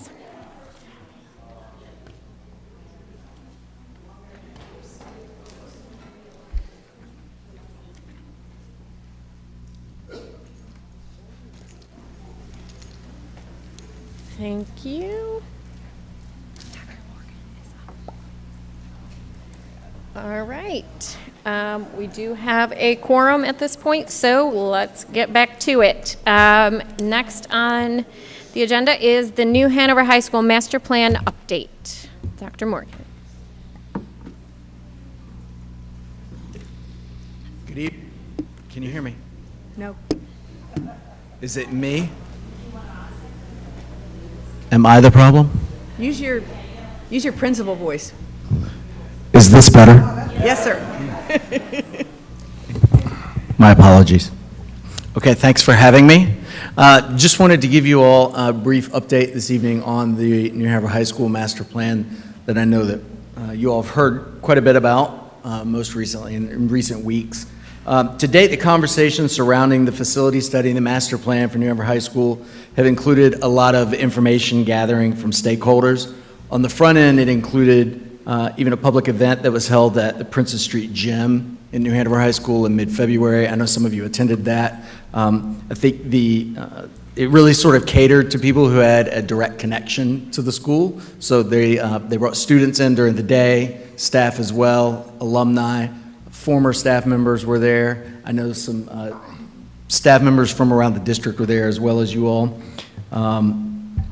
In more recent weeks, the design team has led discussions specifically with New Hanover County Schools staff members, school board members, New Hanover County staff members, and New Hanover County commissioners as well. The focus of these discussions boiled down to matters of school and student safety, academic programming, operational efficiency, and cost. So with these things in mind, the design team, based on input from all the previously mentioned stakeholders, has been charged with the task of presenting several schematic design options to include a design plan that explores the option to build an entirely new New Hanover High School, an entirely new site. A design plan that explores the option to renovate some of the buildings on the existing campus. A design plan that explores the option to renovate and expand some of the buildings on the campus's existing footprint, and a design plan that explores the option to renovate and expand some of the buildings on campus and potentially grow the school's current footprint. So I know many of you have been involved in the discussions in recent weeks. We appreciate you attending those. You know how complex and how exciting some of those conversations have been. But I wanted to provide just a brief summary tonight so that you would know where we are in the process, how close I believe we are to seeing the long-awaited product of these conversations. Our plan is for them to be, for the design team to be able to present at the next board meeting. Again, so this tonight is just a brief overview, kind of bring everybody up to speed, get on the same page. If you have any questions for me at this time, though, I'm happy to answer. Ms. Barnhart? I just have one comment. When I was leaving the YMCA breakfast the other day, I saw a Monteith builder, and I just did our mantra. It said, under budget, on time, before the next school year starts. And he assured me, he said, Ms. Barnhart, we're on our way to do that. So I just kept saying, under budget. So we appreciate all your hard work, Rob. That's good. Thank you. Dr. Merrick? I agree. It's really exciting to see what can be produced there and to see well, it's also overwhelming when we think about how difficult that's going to be and all, the phasing and whew. So thank you for doing that. I guess the one question I have is I have been contacted by different people in the public and in the press saying, hey, where are those plans? We see that on the agenda that there are plans existing, but they're not published anywhere. So I'm just hoping that we can get, something out there for the public to see. Yes, sir. And that's the plan. When they come to present, I think those will become public. I'm not quite finished. One more thing about I that. apologize. Oh, it's okay. The Attorney General has put out a statement that explains the law, that anything that is done, even if it's just a draft in our schools, is already public information and needs to be shared with the public. So and this is a conversation we've had, and it's not about you. I love what you're doing, but I am encouraging all of us to remember that everything we do, open meetings law, that we are a public body. We don't do anything in private. So I'm hoping that we can get something published ASAP, even if it's just like, hey, here's what we're working on so far. Thank you. Mr. Perry, and then. Thank you for the hard work you've been putting in. I had the privilege maybe 2 or 3 months ago to go visit this before you became the assistant superintendent. But I was impressed with the work that was being done, and I just want to, there's been some criticism in the last month or so or some questioning whether we had the manpower to handle these projects. Do you feel confident that we have the right people in place? Yes, sir. Thank you. Madam Chair. Ms. Bradford? Thank you, Dr. Morgan, for the update. It was very helpful, and I appreciate the fact that the plans haven't been released because they're not finished, and we look forward to the finished product when you bring them to us next month. Thank you. Thank you. Ms. Justice? Now people have been speaking about this. So in July, they're going to give us an update. Is this going to be basically the same information that was given to us, I guess it was last month, about the different opportunities, decisions we make, the fact that we are possibly looking at a bond? Is this what's going to be presented to us next month in July? I think you'll probably see some similarities, but I also think it's been evolving every conversation that we have. Everyone that I've been a part of, it's slightly different. So I think you'll see some similarities, and I think what you're referencing is probably what you're expecting to see. But I can't tell you to be exactly what you were part of when you attended that last meeting. I think it's the same thing that all of us were educated on. I was just reminded when Dr. Merrick brought up about everything that we see, everything that's printed is a public record. So in essence, that information they shared with us that day could be out there right now for the public to look at and give feedback about. So this is something that we need to be thinking about as a district as we move forward, these kinds of things happen, that we be proactive about the dialogue ahead of time instead of being in the situation here where we're talking about being presented in July, when all 7 of us have had the opportunity to look at where you are now. In fact, the whole facilities department, not the whole facilities department, but whoever is involved, because I think it is good for the public to give us feedback. And if they had the opportunity, which I hope we do in July, to see what we were presented with, they'll probably come up with the same kinds of conclusions that we are, because it's a good process, but it's going to take a lot of time and a lot of public support. So the sooner we can get in on it, the better. Ms. Barnhart? After hearing my colleagues talk, I need some clarity here. I was under the impression that we were going to be presented the plans in July and along with access to the public. So I feel like from conversations that colleagues are saying that access is not going to happen in July, and I just would like some clarity. People are requesting that access right now, and they have been. So what you are coming today is saying, in July, we will have a detailed report and the public will have access to different options that you were exploring, and you just kind of alluded to That's the correct. overview. Okay, so in July, that's happening. Yes, I think the main reason for tonight's update is because originally we had intended for that presentation to be tonight. Okay. Based on feedback from the discussions with the county commissioners, with you all, that they went back to the drawing board with some things. So at that point, we decided we would move it back a month. And because we had discussed it, at least as a staff, we had discussed it being presented as this, and I know I had spoken to a couple of you about it being presented tonight. But we wanted to at least give some sort of update so that everybody could hear that, yes, it is coming. All right. Thank you, Dr. Martin. All done? You're good. Okay. You're good. Thank you. Thank you. Next, we have the cloud to local server presentation. Is that Ms. Brinson, or is that Brian, or both? What about the cure?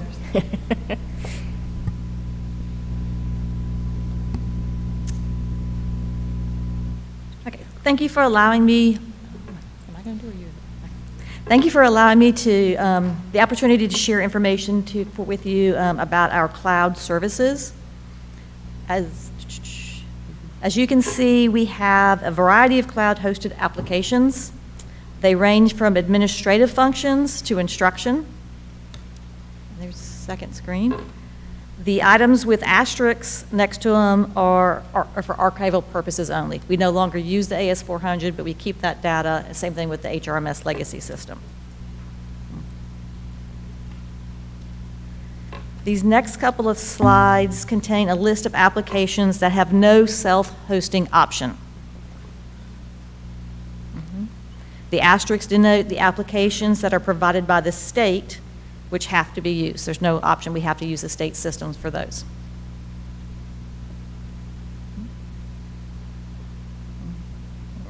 I missed one. Okay. Here are your, when we cut over to Infinite Campus on July the 7th, these applications will become part of Infinite Campus, so we'll no longer be using Educator's Handbook, Scribbles, PowerSchool, or School Messenger, because all those functions are incorporated in Infinite Campus. Okay, so those will go away. Oh. And then to transition to an on-premise solution, basically there's 3 high-level steps that it would take to do this. The first, of course, is identifying a suitable solution. The second, identifying infrastructure and personnel needed to, second 2 steps, and identify infrastructure and personnel needed to manage the switchover and to keep up the solution. Each of those high-level steps break down into many others. So the process of looking for a suitable solution is going to take time for each of those applications, and then once one's found, there's going to be subtasks that have to be done underneath it. So I have been doing a little bit of homework and identifying some of the expenses that the district would incur for this transition. First of all would be the software cost, and of course that also depends on the individual applications chosen. Then there would be infrastructure, and possibly could include an increase in power consumption, UPSs, rack space, servers, hard drives, a web application firewall. And this, of course, will all depend on the solutions that are chosen and could grow over time if we're keeping the data. One example I'm going to provide for you is the cost to move all Google, Microsoft, and Commvault storage on-site, with including like a 15% growth, which isn't a lot, would be a $214,500 expense. Okay. We would also have to contract with a network observation center. With all the data being moved to the local servers, the need for 24/7 monitoring for indicators of compromise would be necessary.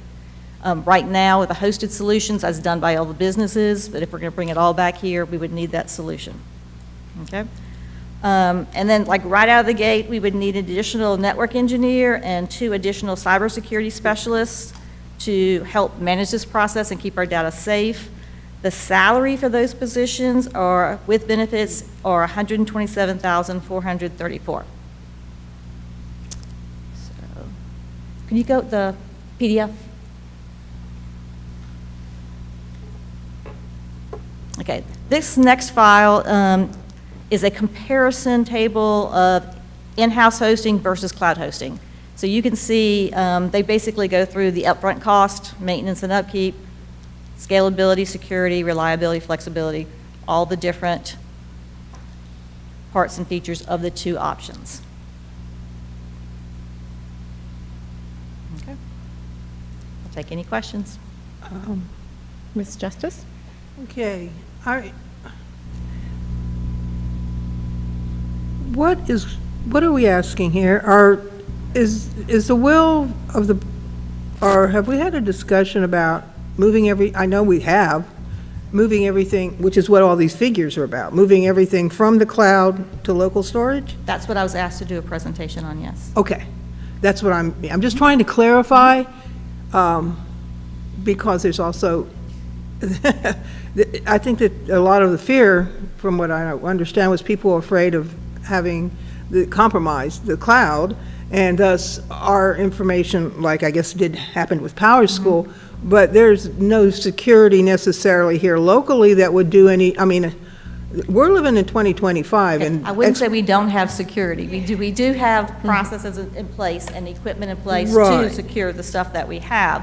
We don't have to the extent that Microsoft, Google, and all your big companies do that we actually subscribe to, or where they store their data, which is usually Amazon Web Services or Microsoft. So in essence, it would be more secure if we didn't move from the cloud. Yes. Thank you. Ms. Bradford? So if I understand it correctly, we had a board member ask you to bring us a presentation to compare in-house server versus cloud hosting, and that's what we've just seen. Yes, ma'am. Including the cost. Yes, ma'am. Okay, thank you. Let's see, where was I? Did you, no. Mr. Perry? Of the applications that they are currently cloud hosted now, how many of them are cloud hosted on a separate application server, say, spun up on Amazon or Azure that belongs to us in a separate, and how many of them are like Power School where our students' data, our teachers' data is conglomerated with data from all kinds of other school districts where if somebody hacks in, it's a big target and they can get all of it. And how much of it is, if we were to say, maybe not bring it in-house, but bring it to a separate cloud-based server that belongs to us, that isn't conglomerated with other school districts' data and becoming a big target. Is that a possibility as well? So with the applications that we purchase, our data isn't separate because you're doing a subscription purchase, and you're paying for it, not just the housing your data, but the actual platform itself. So you're paying for that. So yes, anybody who subscribes to that platform, their data is stored together in the cloud, in their data servers. But each of these businesses have data servers that are anywhere across the country.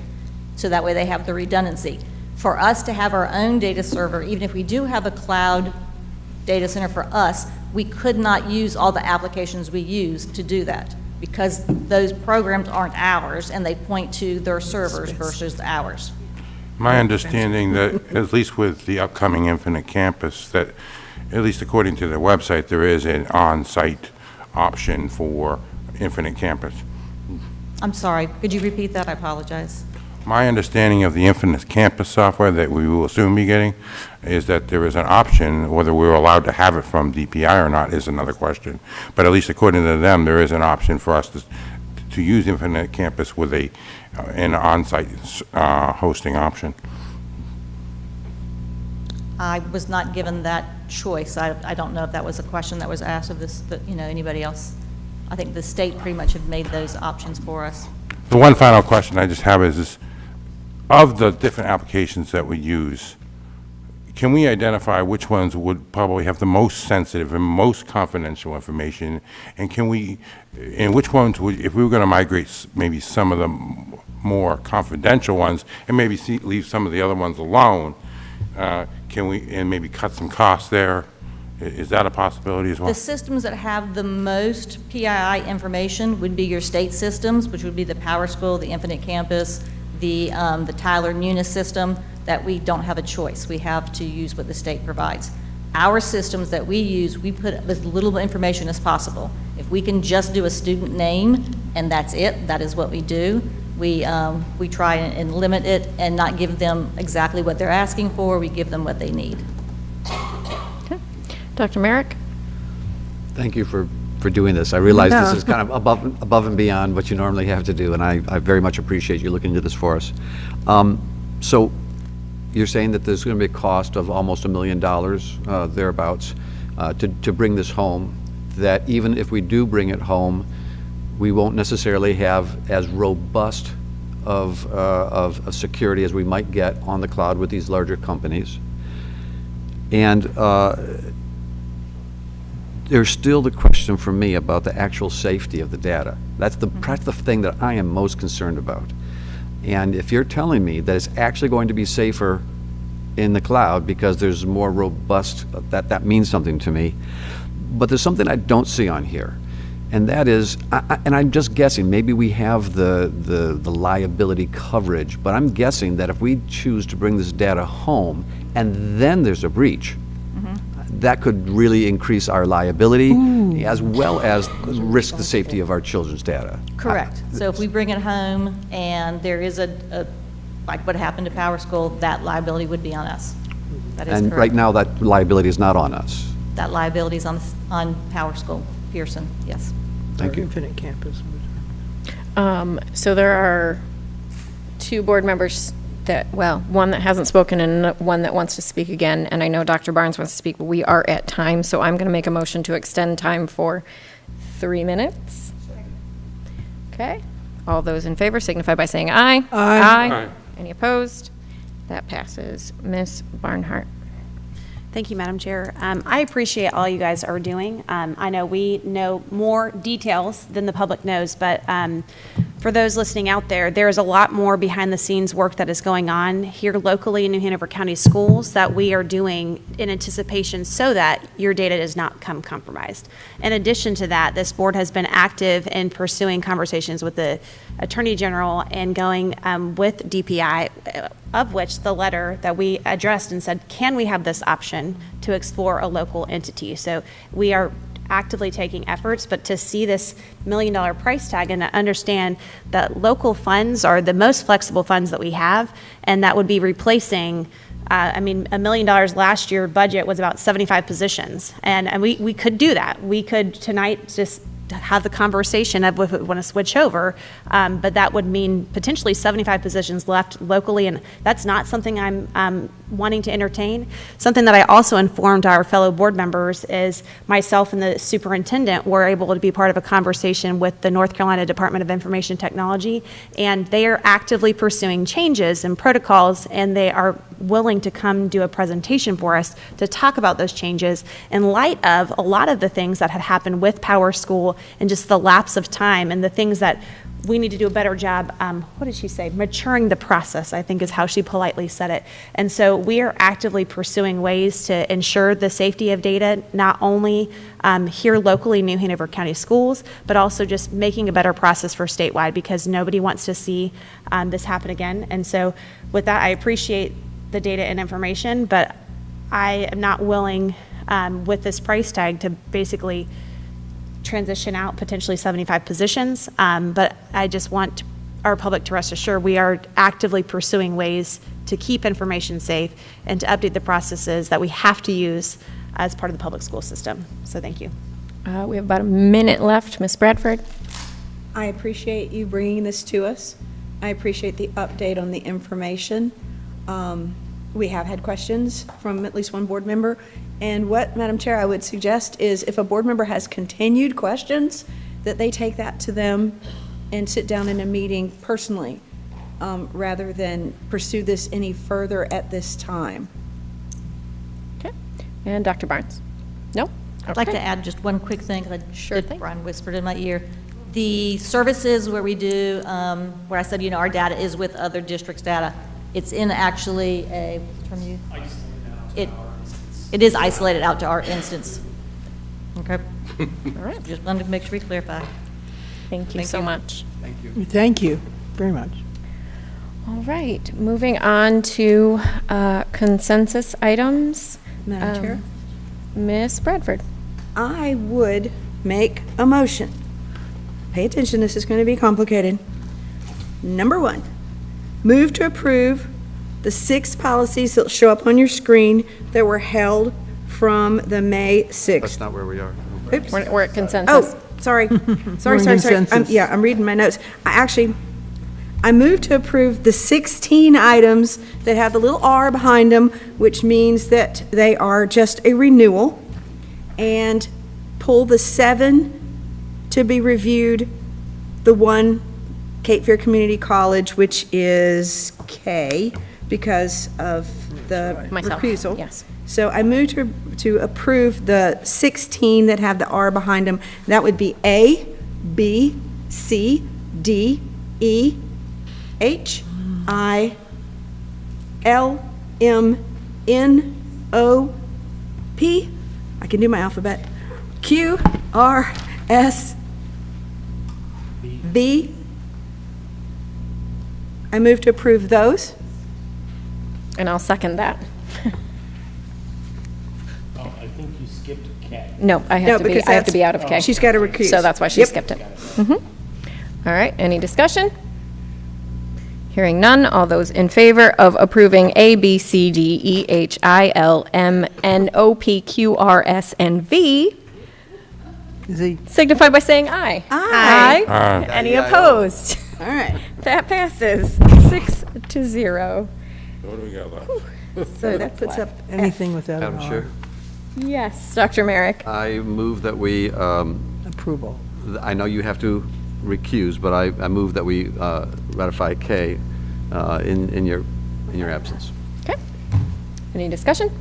Hearing none, all those in favor signify by saying aye. Aye. Aye.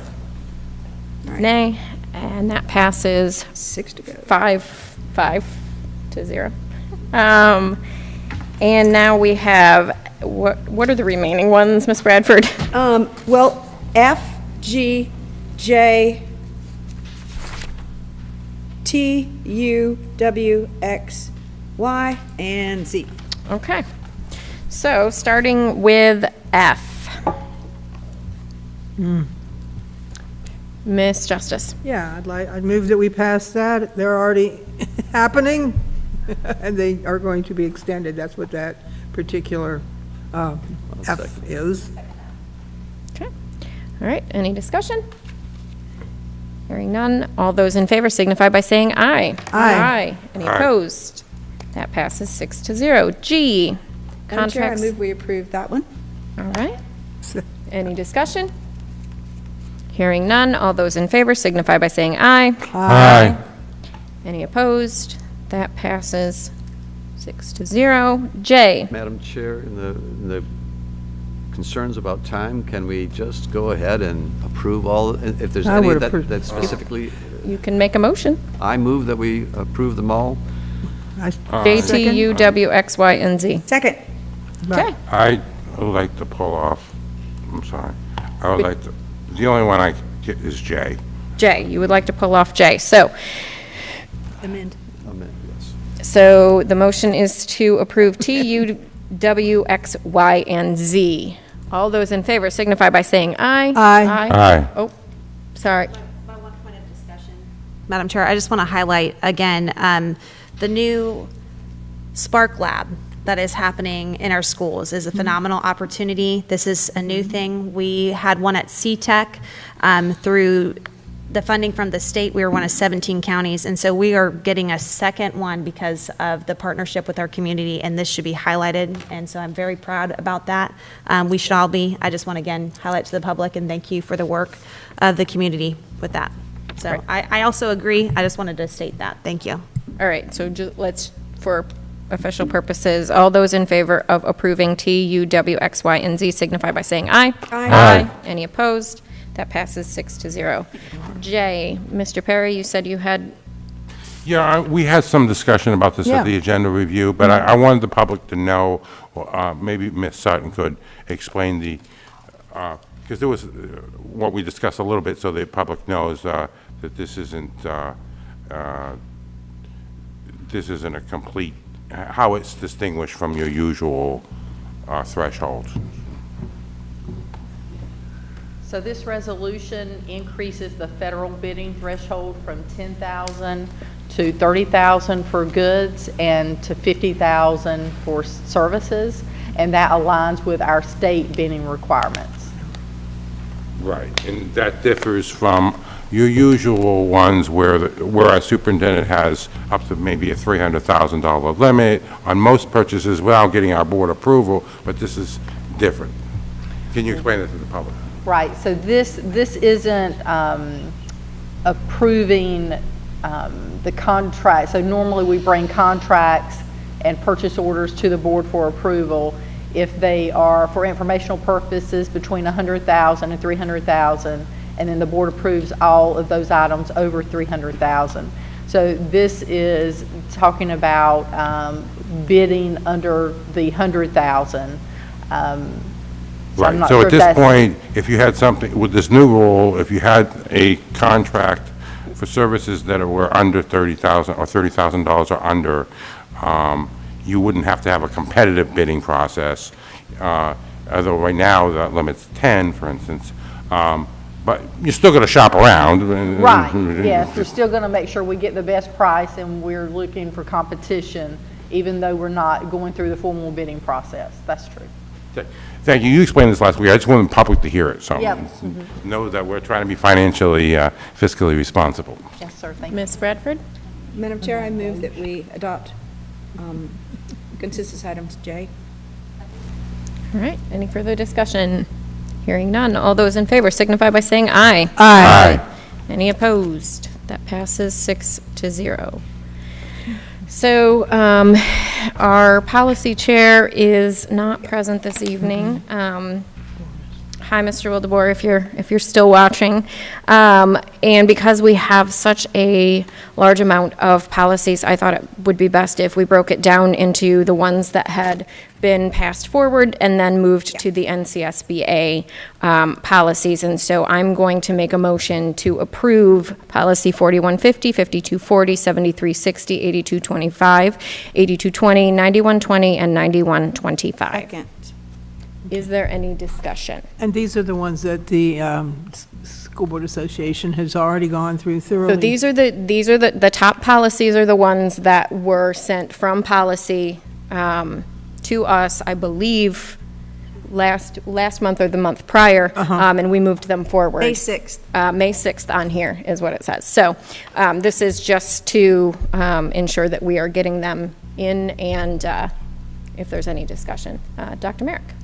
Yes, I'd like to pull 4150, 8225, 9120, 1720, 4030, 7235, which are all one.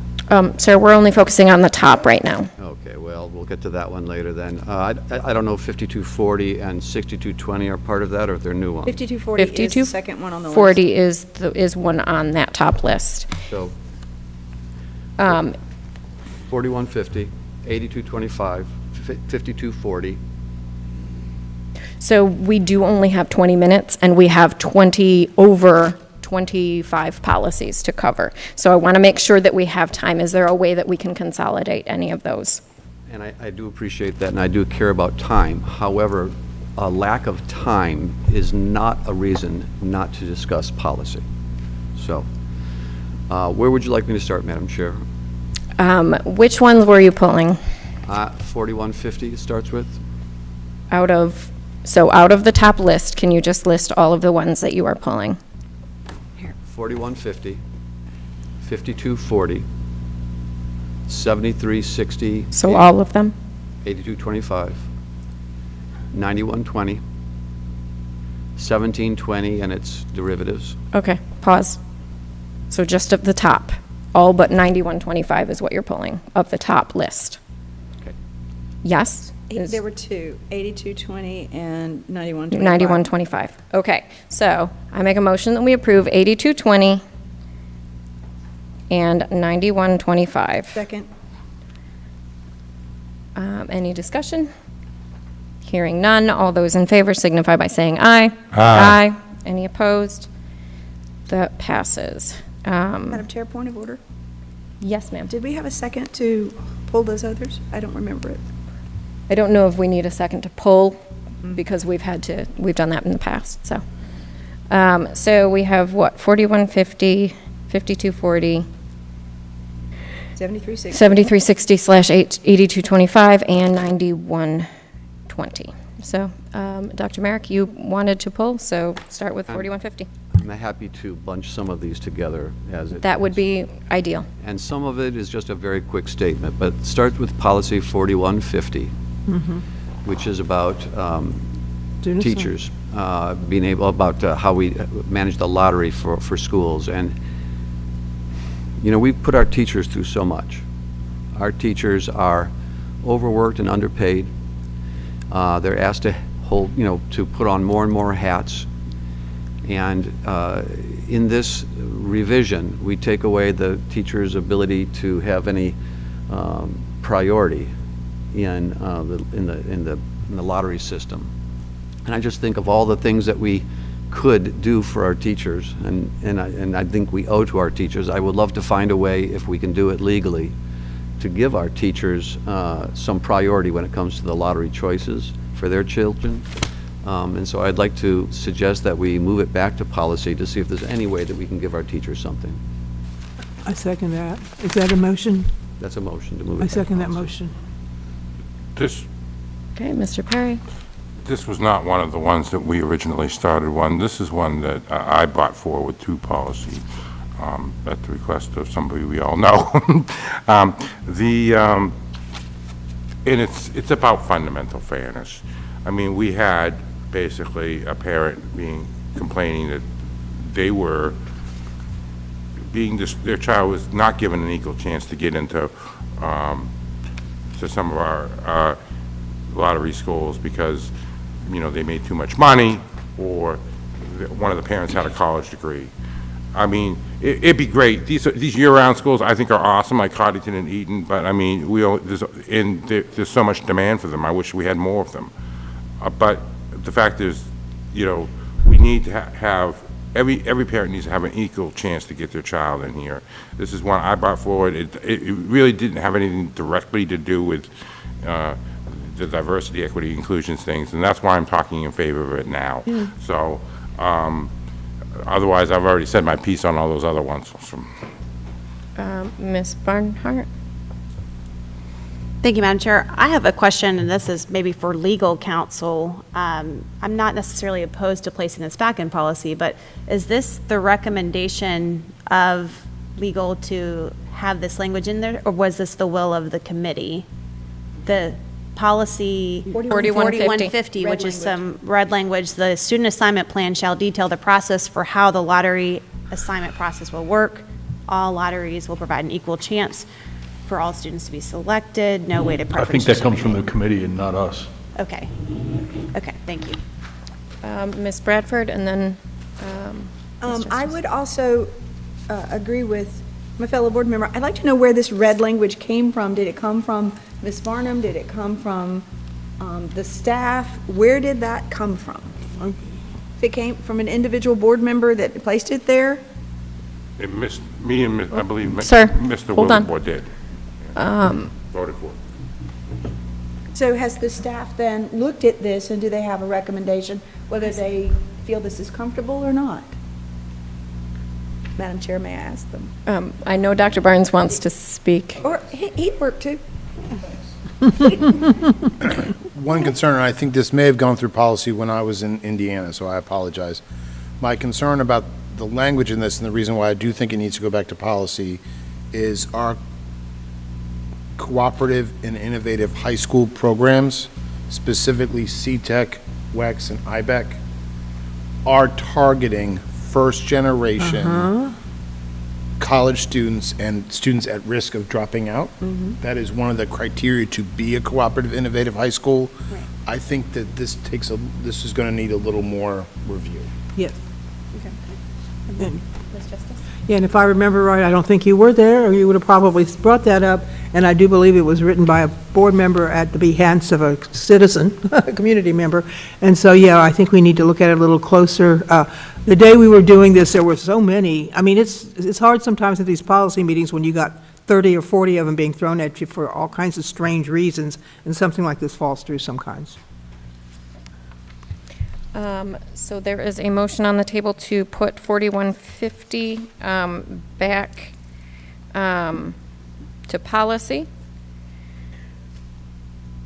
Ms. Bowie, will you call the roll for this one?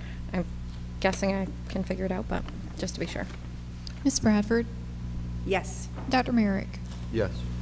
Ms. Mason? Yes. Ms. Barnhart? Yes. Ms. Justice? Yes. And Mr. Perry? Hey. All right, that passes 5-1. All right, next.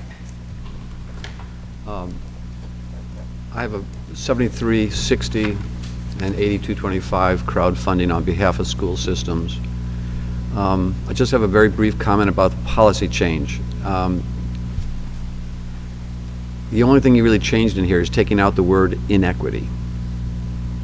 And I really don't, it doesn't have anything to do with diversity, equity, inclusion. It's just the word itself that we're afraid of. And that really concerns me, that that we're like word police all of a sudden. I mean, I even explained and showed the board that President Trump's executive order uses the word equity in it. You know, the word itself is not illegal. And I'm just concerned that we're, you know, getting into thought police. That's all. And I'll leave it at that and move on. Ms. Justice? All right, I'm agreeing with Dr. Merrick. It's getting a little ridiculous. The word is fine as it was. It's being pulled for just paranoid reasons. It's not very reality-based. It makes it hard for us to do our jobs when people are pulling out words, not because of the context, but just because it's a word used in context someplace else that they don't like, and they're in a position of authority on a level way far away from us, have nothing to do with our district. And, you know, we shouldn't be doing things like that. We're supposed to be responsible to our local kids and what's going on here and what's most practical. So, you know, just put the word back in there and leave it alone. It's not doing anything wrong. It's just stating a fact. Words should be succinct and mean things. Ms. Bradford? Madam Chair, I move that we accept policy 7360, 8225, leaving the new word discrepancy in there. It's a perfectly good word. We spent an inordinate amount of time, and I move that we approve it as it is changed. Okay. Any further discussion? Dr. Very Merrick? quickly, I think my colleague said it very well. We spent an inordinate amount of time on it, and that's exactly what doesn't make sense when we have such bigger issues to deal with, that we spend so much time on a word change in a policy, and I will leave it at that. And Ms. Justice? Okay, where is she referring to? 'Cause which policy are you referring to? 7360, 8225. Okay, she was talking about 8225, correct? The word discrepancy? But it's yes. not being used in, okay, there's two different things going on here. But, yeah, I just think leave the word inequity in, and discrepancy is, we're just pulling hair. It's just crazy. All right, there is a motion to approve 7360, 8225. All those in favor signify by saying aye. Aye. Any opposed? Nay. Nay. That passes What's next? 4-2. Is 5240 next? 5240, 9120. Okay. I was going to, I thought, sorry, here we go here. 5240. 5240, just for the folks at home, is about advertising in schools. And in this policy, we're specifying that we don't allow defamation in school advertising. And the only revision that I see in here is removing the protection for LGBTQ students and families.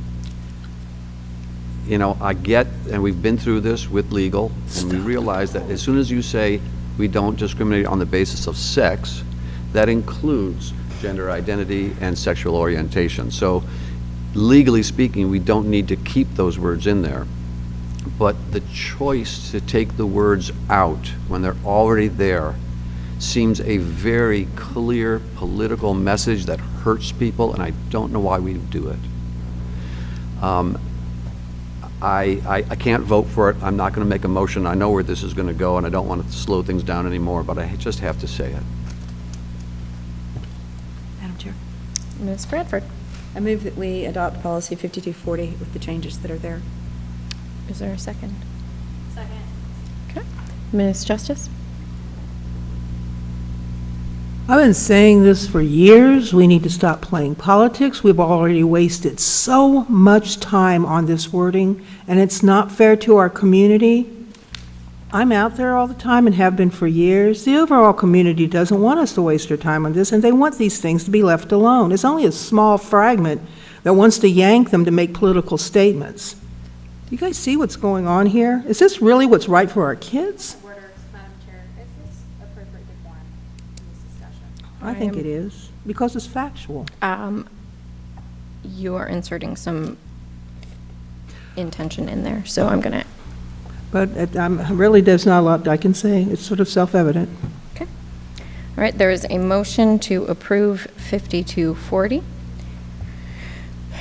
All those in favor signify by saying aye. Aye. Any opposed? Opposed. That passes 4-2. All right. That is all of the ones from May, and now we have about 24 from this last policy committee meeting. And so I'm going to make a motion to approve all of them. Second. Any discussion? Yes, I would like to pull 6220, 1720, 4030, 7235, and 8225. Can you repeat that, please? Yes. I would like to pull 6220, 1720 and its derivatives, and 8225, 9120.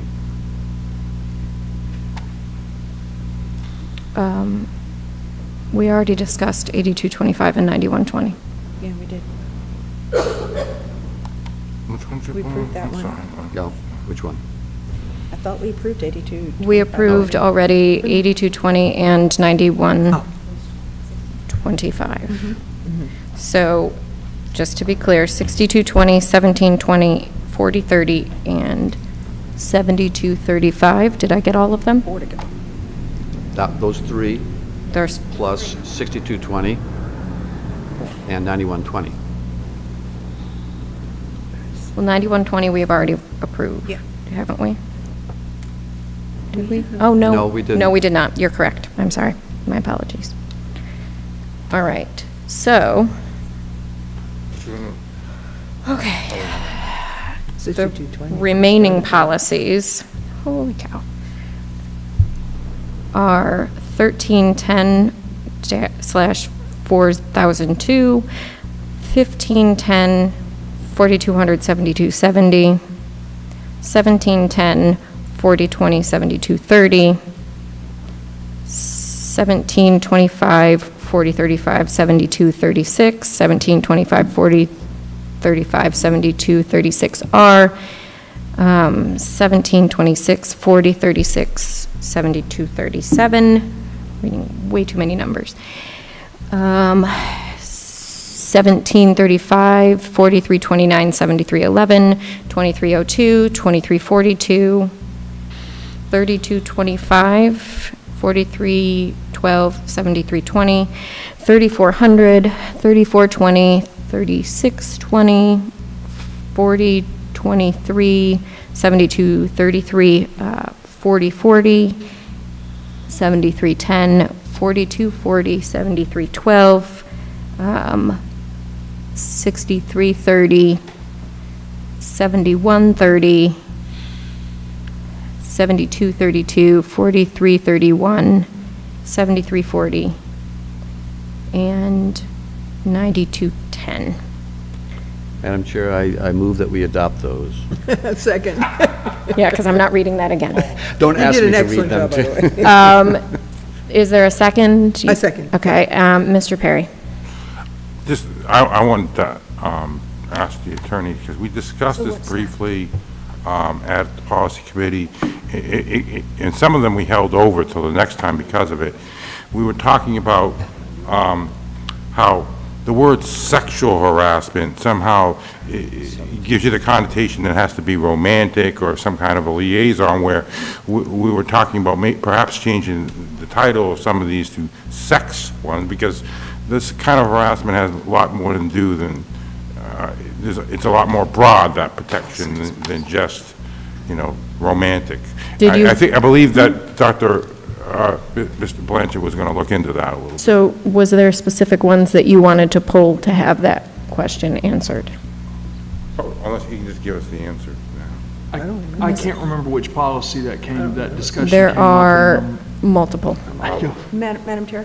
Ms. Bradford? I think I can bring some clarity. It looks to me, I could be wrong, but 1720, 8225, 9120, and 6220 all are around the sex word that we've discussed now multiple times. And some of those we've got pulled. And So, just in light of the time, we have about 2 minutes left. There are differences, On and there's this. one specific for 9120 is quite different. I understand. I'm just saying, we have all of these other ones, so let's get them through, and then we can come back to this discussion if What about that's the other stuff? acceptable. All right, so all those in favor of approving all of the policies I listed previously signify by saying aye. Aye. Any opposed? That passes 6-0. So we have 6220, 1720, 40, 30. Yes? Is that right? 7235 and 9120, that's what I have written down. Okay. Say them again. Ready? Okay. 6220. Let's start with 9120. It's right here. Okay, 9120 is about awarding contracts and giving preference to local businesses and to women and minority-owned businesses. So that is being, we're taking out the concept that we can give preference to local businesses and to women and minority-owned businesses. But what's interesting is that then we threw in some verbiage in here to talk about how we can get around the local thing, that we're going to encourage local contractors to apply. So it's basically, it's a workaround, because we can't say it in policy, it would be improper.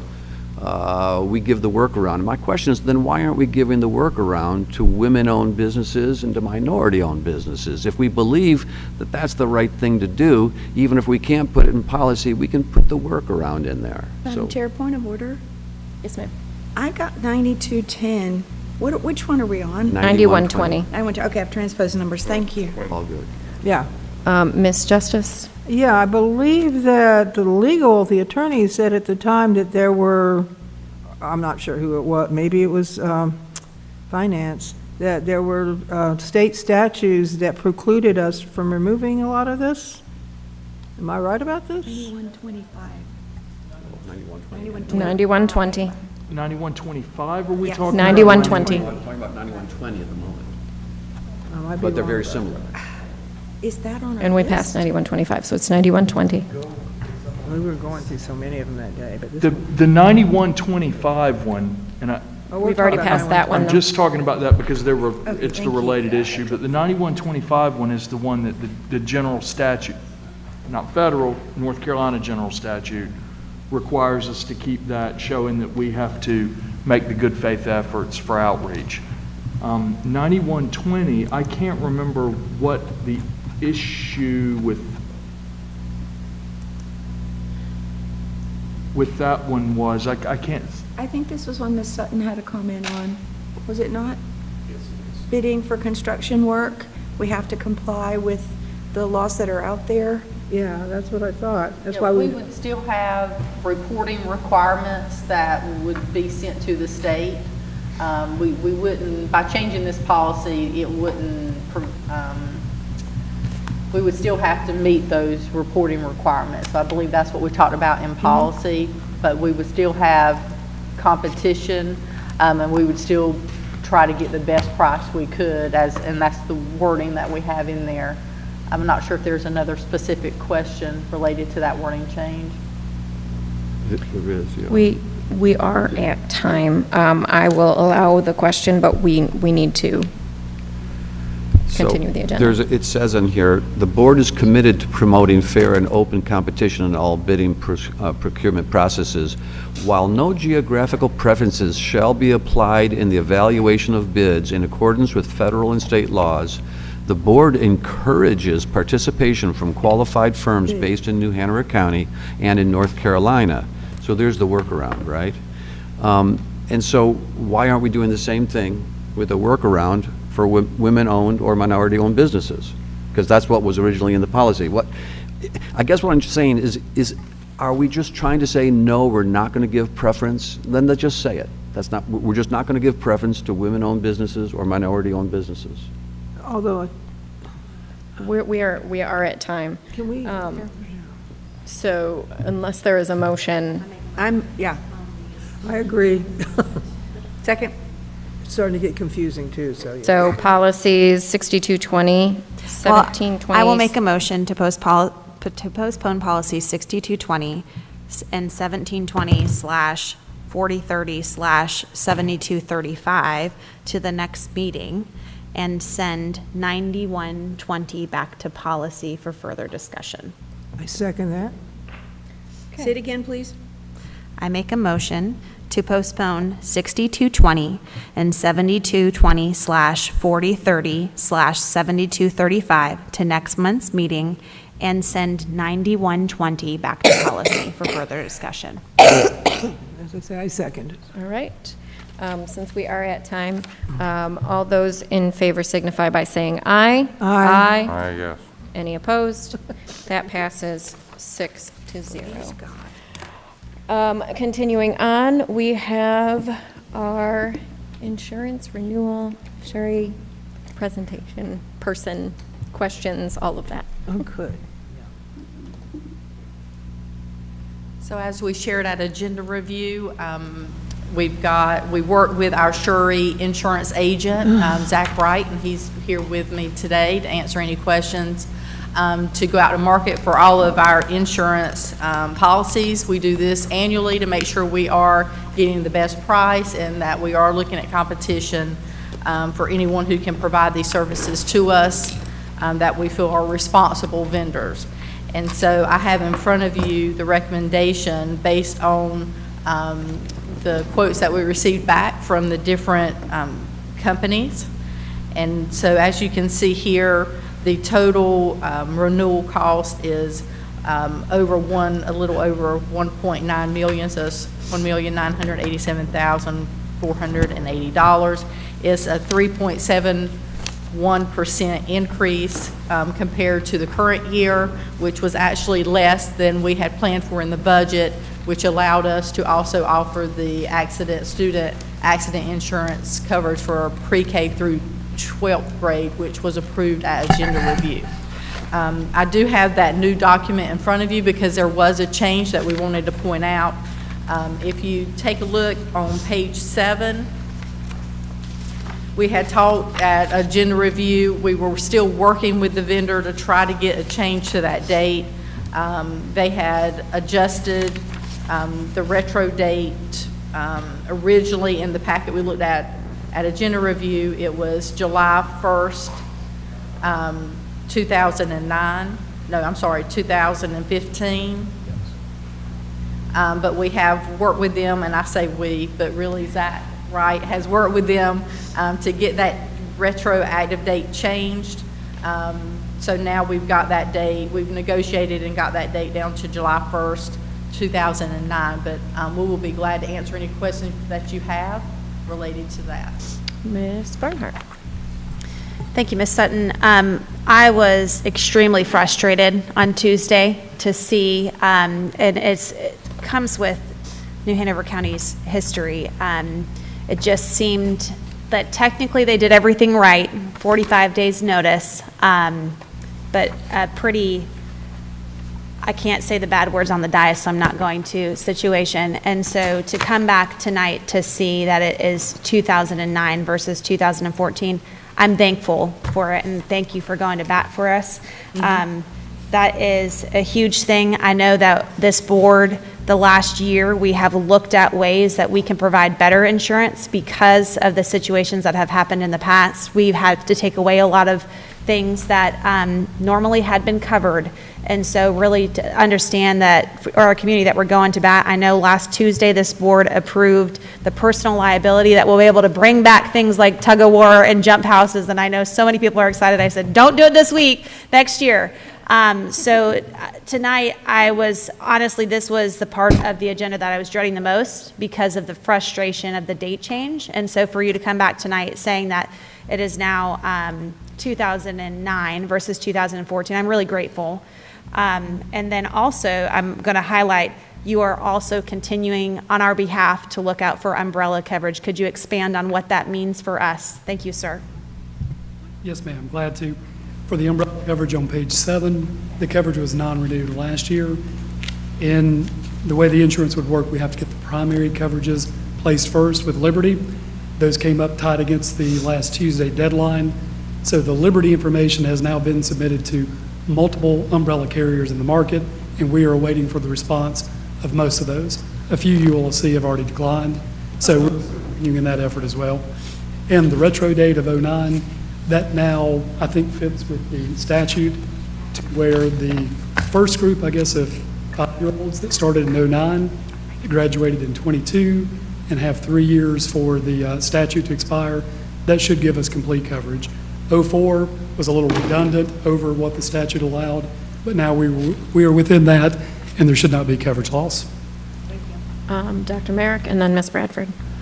Thank you. I am more than delighted to hear that 6 more years of tail coverage exists, and I can't, I mean, I've had errors and omission as a doctor for many, many, many years, and with several different companies, and always the choice, is it going to be claims made and you lose the tail, or is it going to be occurrence and it goes all the way back, you know, that sort of thing. And I was so frustrated, like my colleague to my right, that how could an insurance company take away errors of the past? That's why you have insurance. Correct. So I just want the public to understand what we're talking about. We're talking about, you know, we've been paying insurance year after year after year, and at some point, and now the insurance company says, yeah, but we're not going to cover you for things that happened 10 years ago anymore. I mean, huh?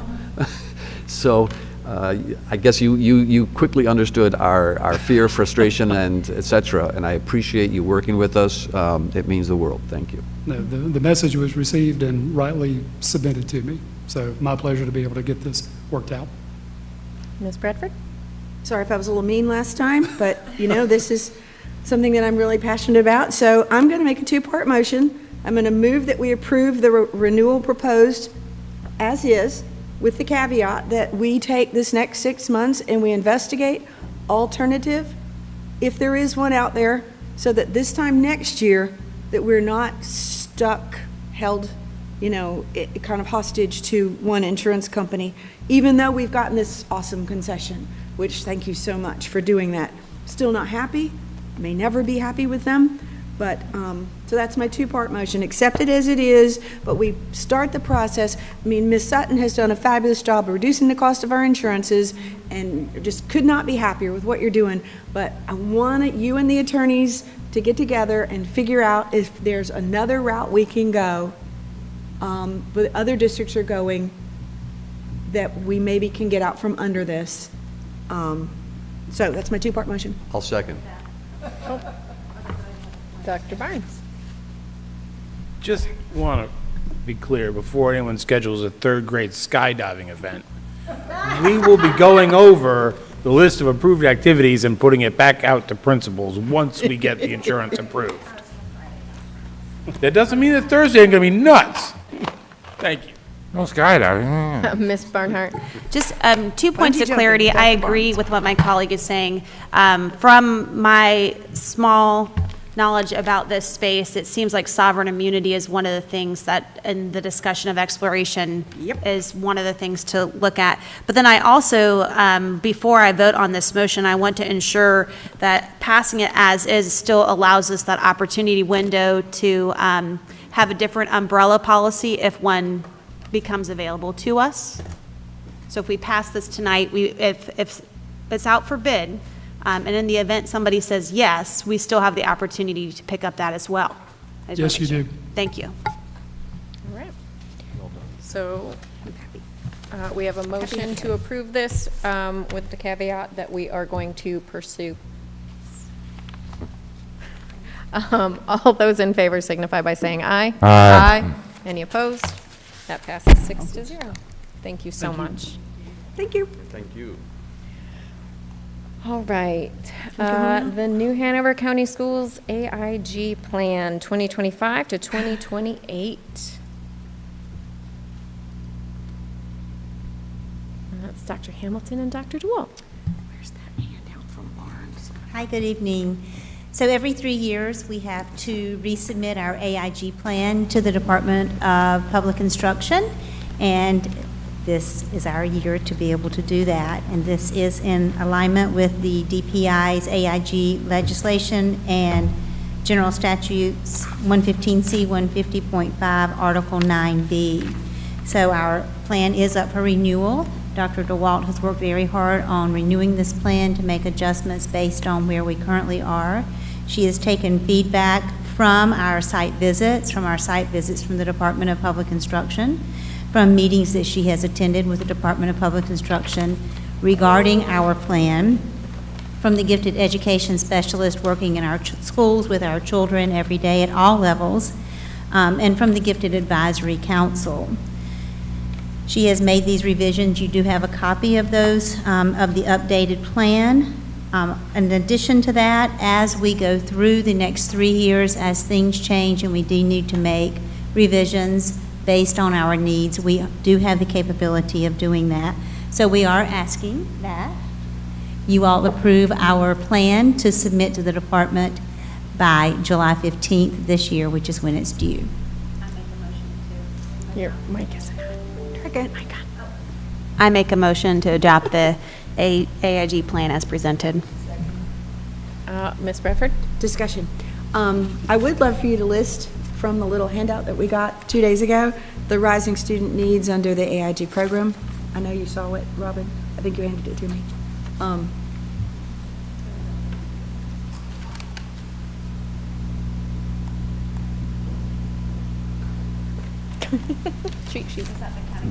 Yeah. Yeah. Yeah, I just think it's important that you get credit for all of that. I wasn't at the meeting, so I can't speak to that. It's fine. Ms. Bradford just handed that. This was from the New Hanover, from the county commissioners. Budget meeting. Yeah, the yesterday. budget meeting, thank you. That our academically and intellectually gifted children, which AIG, that 21.3% of our students in grades 3 through 12 are identified as AIG, and that the state funding only supports 4%. So that's what you were wanting to share with that, yes, that we do have 21.3%, and that only the state funding only supports 4% of that, so that's significant. All right. Thank you. Dr. Merrick? First of all, Mr. Walt, I am really impressed that you've taken on a position that you didn't have to take on. That wasn't supposed to be, that you've taken on, at least temporarily, to be AIG coordinator. And now, if I understand reading this, and I feel like I needed 3 PhDs to read this, it sounds like you've done a lot of work to put structures in place so that we can afford not to have an AIG coordinator. Am I right about that? I don't know that I would phrase it exactly like that, but I do, I have great trust and admiration for our gifted education specialists. They have given me an immense amount of grace this year as I've learned to balance 2 roles, as well as my curriculum and instruction team. In this reiteration of the plan, in taking feedback from DPI and from GAC and those teachers, really it was to build upon what was already working in our system. So we had great structures in place. Some of them just needed to be finessed a little bit, and we had to do that in a way that we could keep in mind the budget that you all passed. Can I ask you a really difficult question? You can try. You know, of course, sitting over here and not knowing all that goes on over there, and hearing that we kind of don't have a full-time AIG coordinator, as much as respect as I have for you, don't take this personally. As a board member, of course, that concerns me. You know, what's going to be the future or the trajectory of our AIG program? If there was a leak in the bucket by not having that position, what would I see? What information would come to me if there was issues not having that full-time coordinator? I think I can speak to that a little bit, if that's all right. We had to make a difficult choice between cutting AIG teachers at schools or maintaining this position. We obviously have been significantly focusing on student-facing positions. I think that what you'll see in the upcoming plan is a lot of the work of the AIG is an interesting situation because the AIG teacher works for their principal. They are supported by the AIG in the district program. So what you'll see is things about supervision and work with the AIG folks being passed on to our school leaders to do. I think you're working so hard to make sure that there isn't a bubble or a bump in the AIG program at the school level. So I don't think you will see that. Ms. Bradford? So we need to approve this tonight? So Yep, that there we was can already go a for it? motion, yep. I move that we approve it? Well, there was already a motion. Okay. I'll second it. It was already seconded as well. It was already made and seconded. Can we vote, please, ma'am? Y'all's 30. enthusiasm. Multiple. All right. Since we, I guess, are done with questions and discussion, all those in favor of approving the AIG plan for 2025 to 2028 signify by saying aye. Aye. Any opposed? That passes 6-0. Thank you, ladies. Thank you. Thank you. All right. I will entertain a motion to go into closed session pursuant. Oh, is there a, sorry. I'm sorry, I skipped. My fault. Because we added the DPI fiasco. That was Ms. Barnhart. Oh, yeah. Thank you, Madam Chair. I'm going to start off by saying I have great gratitude for our staff who found themselves in a situation that they honestly should have never been in. We are required to do state testing in a certain window by the means that DPI tells us to do the testing, and it failed last Thursday. Dr. Barnes, I want to openly commend you for stepping in after an hour of our kids waiting, just sitting there, having to be in the testing environment, meaning silence in their rooms for over an hour with nothing to do, not able to go take a snack break because you're in the testing environment, not able to complete their test, not able to save their test, to halt testing and fingers crossed hope that it was going to work the next day.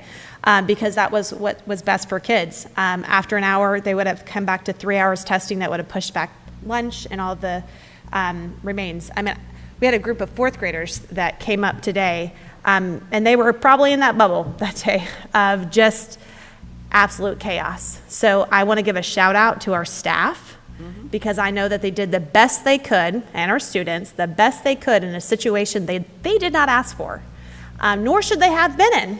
And so I was, again, choice words I'm not allowed to say on the dais after that day to find out it was a statewide issue, only to find out that the districts across the state that broke calendar law and finished early didn't have to deal with this because they weren't in school testing. And I became more angry. But the last year, we have been very intentional to build the collaborative efforts of this district and understand that there are sometimes things within our control, sometimes things without our control, and to continuously open dialogue to change things and address things when they need to be. And so when I was expressing my displeasure to our superintendent, he had stated that he was going to openly write a letter to NCDPI because this is the process of what we do. We openly collaborate with people that we are required to work with and required to follow. We're going to do what we are supposed to be doing when we are supposed to be doing it. And so, board members, I would like for one, if it's the will of the board, for Dr. Barnes to share the letter that he sent to DPI, but I would make a motion that we endorse this letter and support it coming from New Hanover County Schools based on the heartache and frustration that we endured with their fiasco. Second. Yes? Yeah, and Sorry, I'm right for seconding it. I'm not going to repeat what Ms. Barnhart said, but as a child who had a lot of challenges in testing and learning, it infuriates me. It just infuriates me that after Dr. Barnes went to the extreme length of putting out a message to calm all of the children, so this would be less stressful for them to go through these tests, and they're sitting there, and it's called off, and then they have to sit there for a whole hour. I can't imagine what sort of traumatic experience that would have been for me. And across the district, across the state, that just one thing alone is enough to send this letter.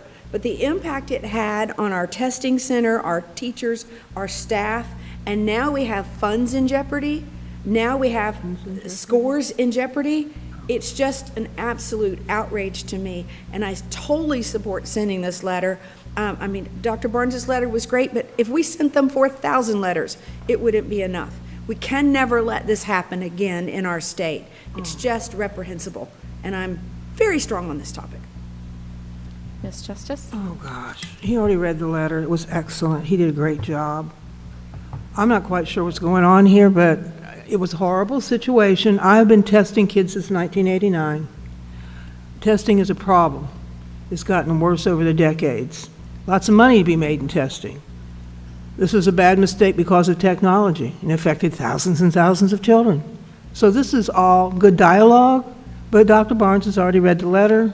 He's already sent it out. It was excellent. Can we move on, please? We all agree this was a bad situation. Thank you.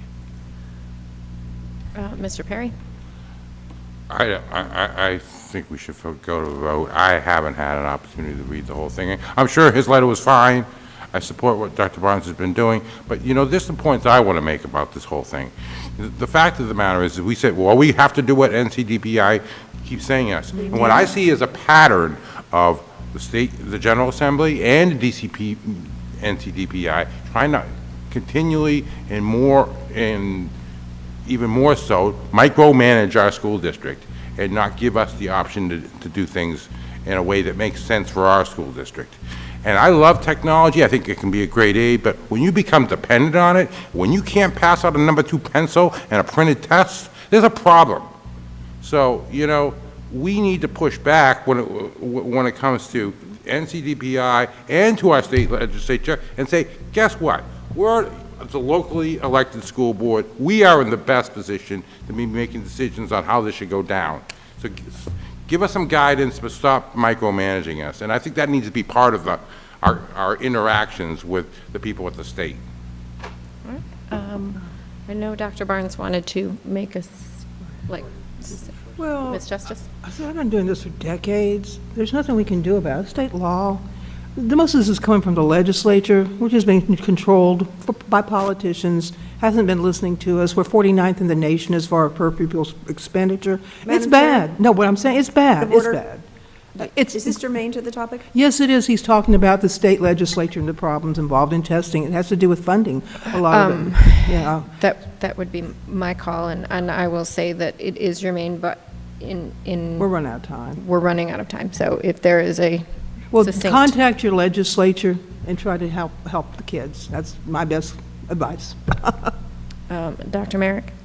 Yes, I'd like to amend the motion to table until next meeting so that Mr. Perry can read it, so that we can all read it a little bit more and consider this.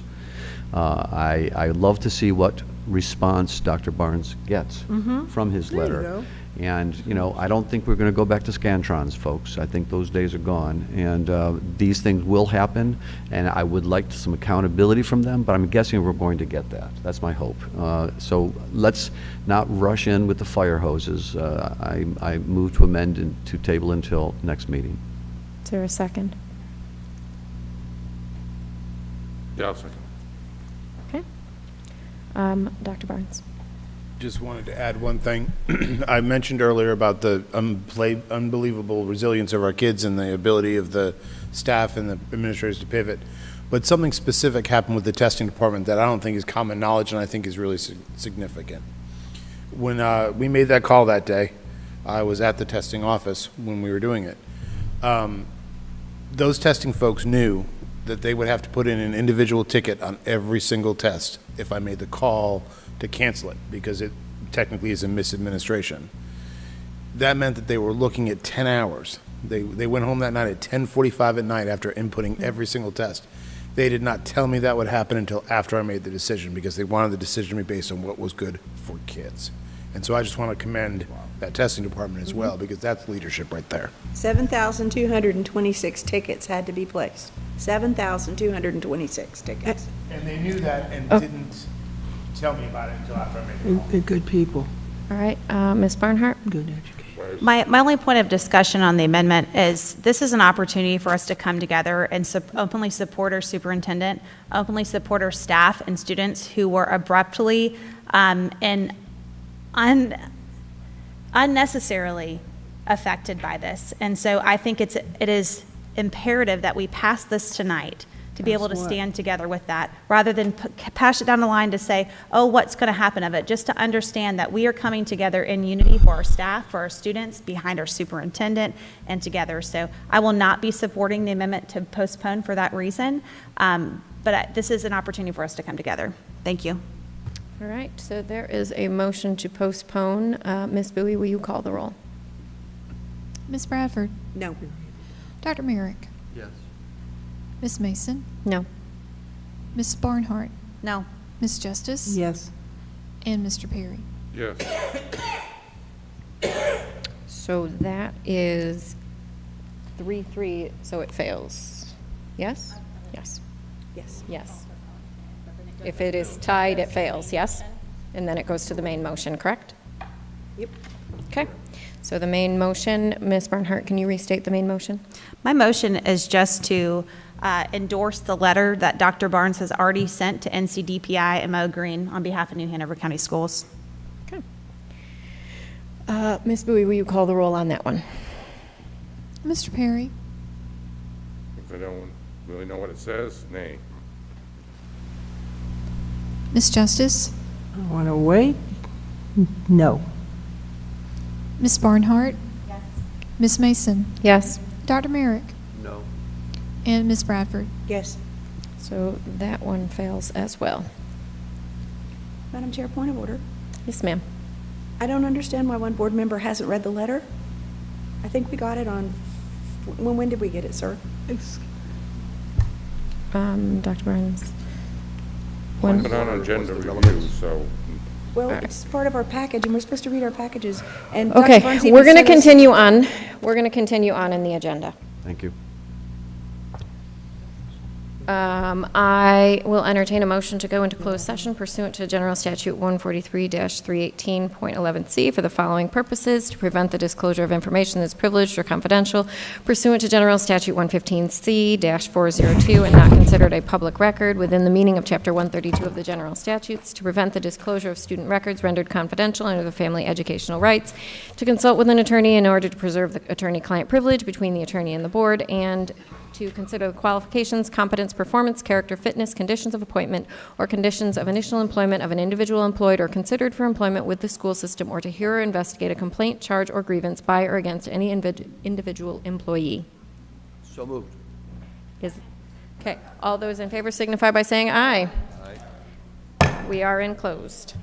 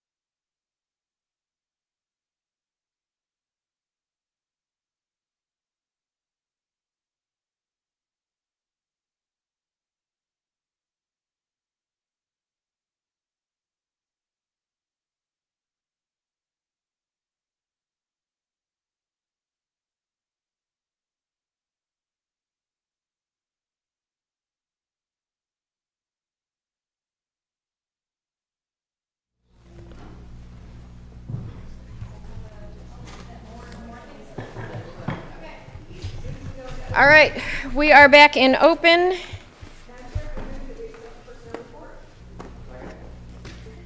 All right, any discussion?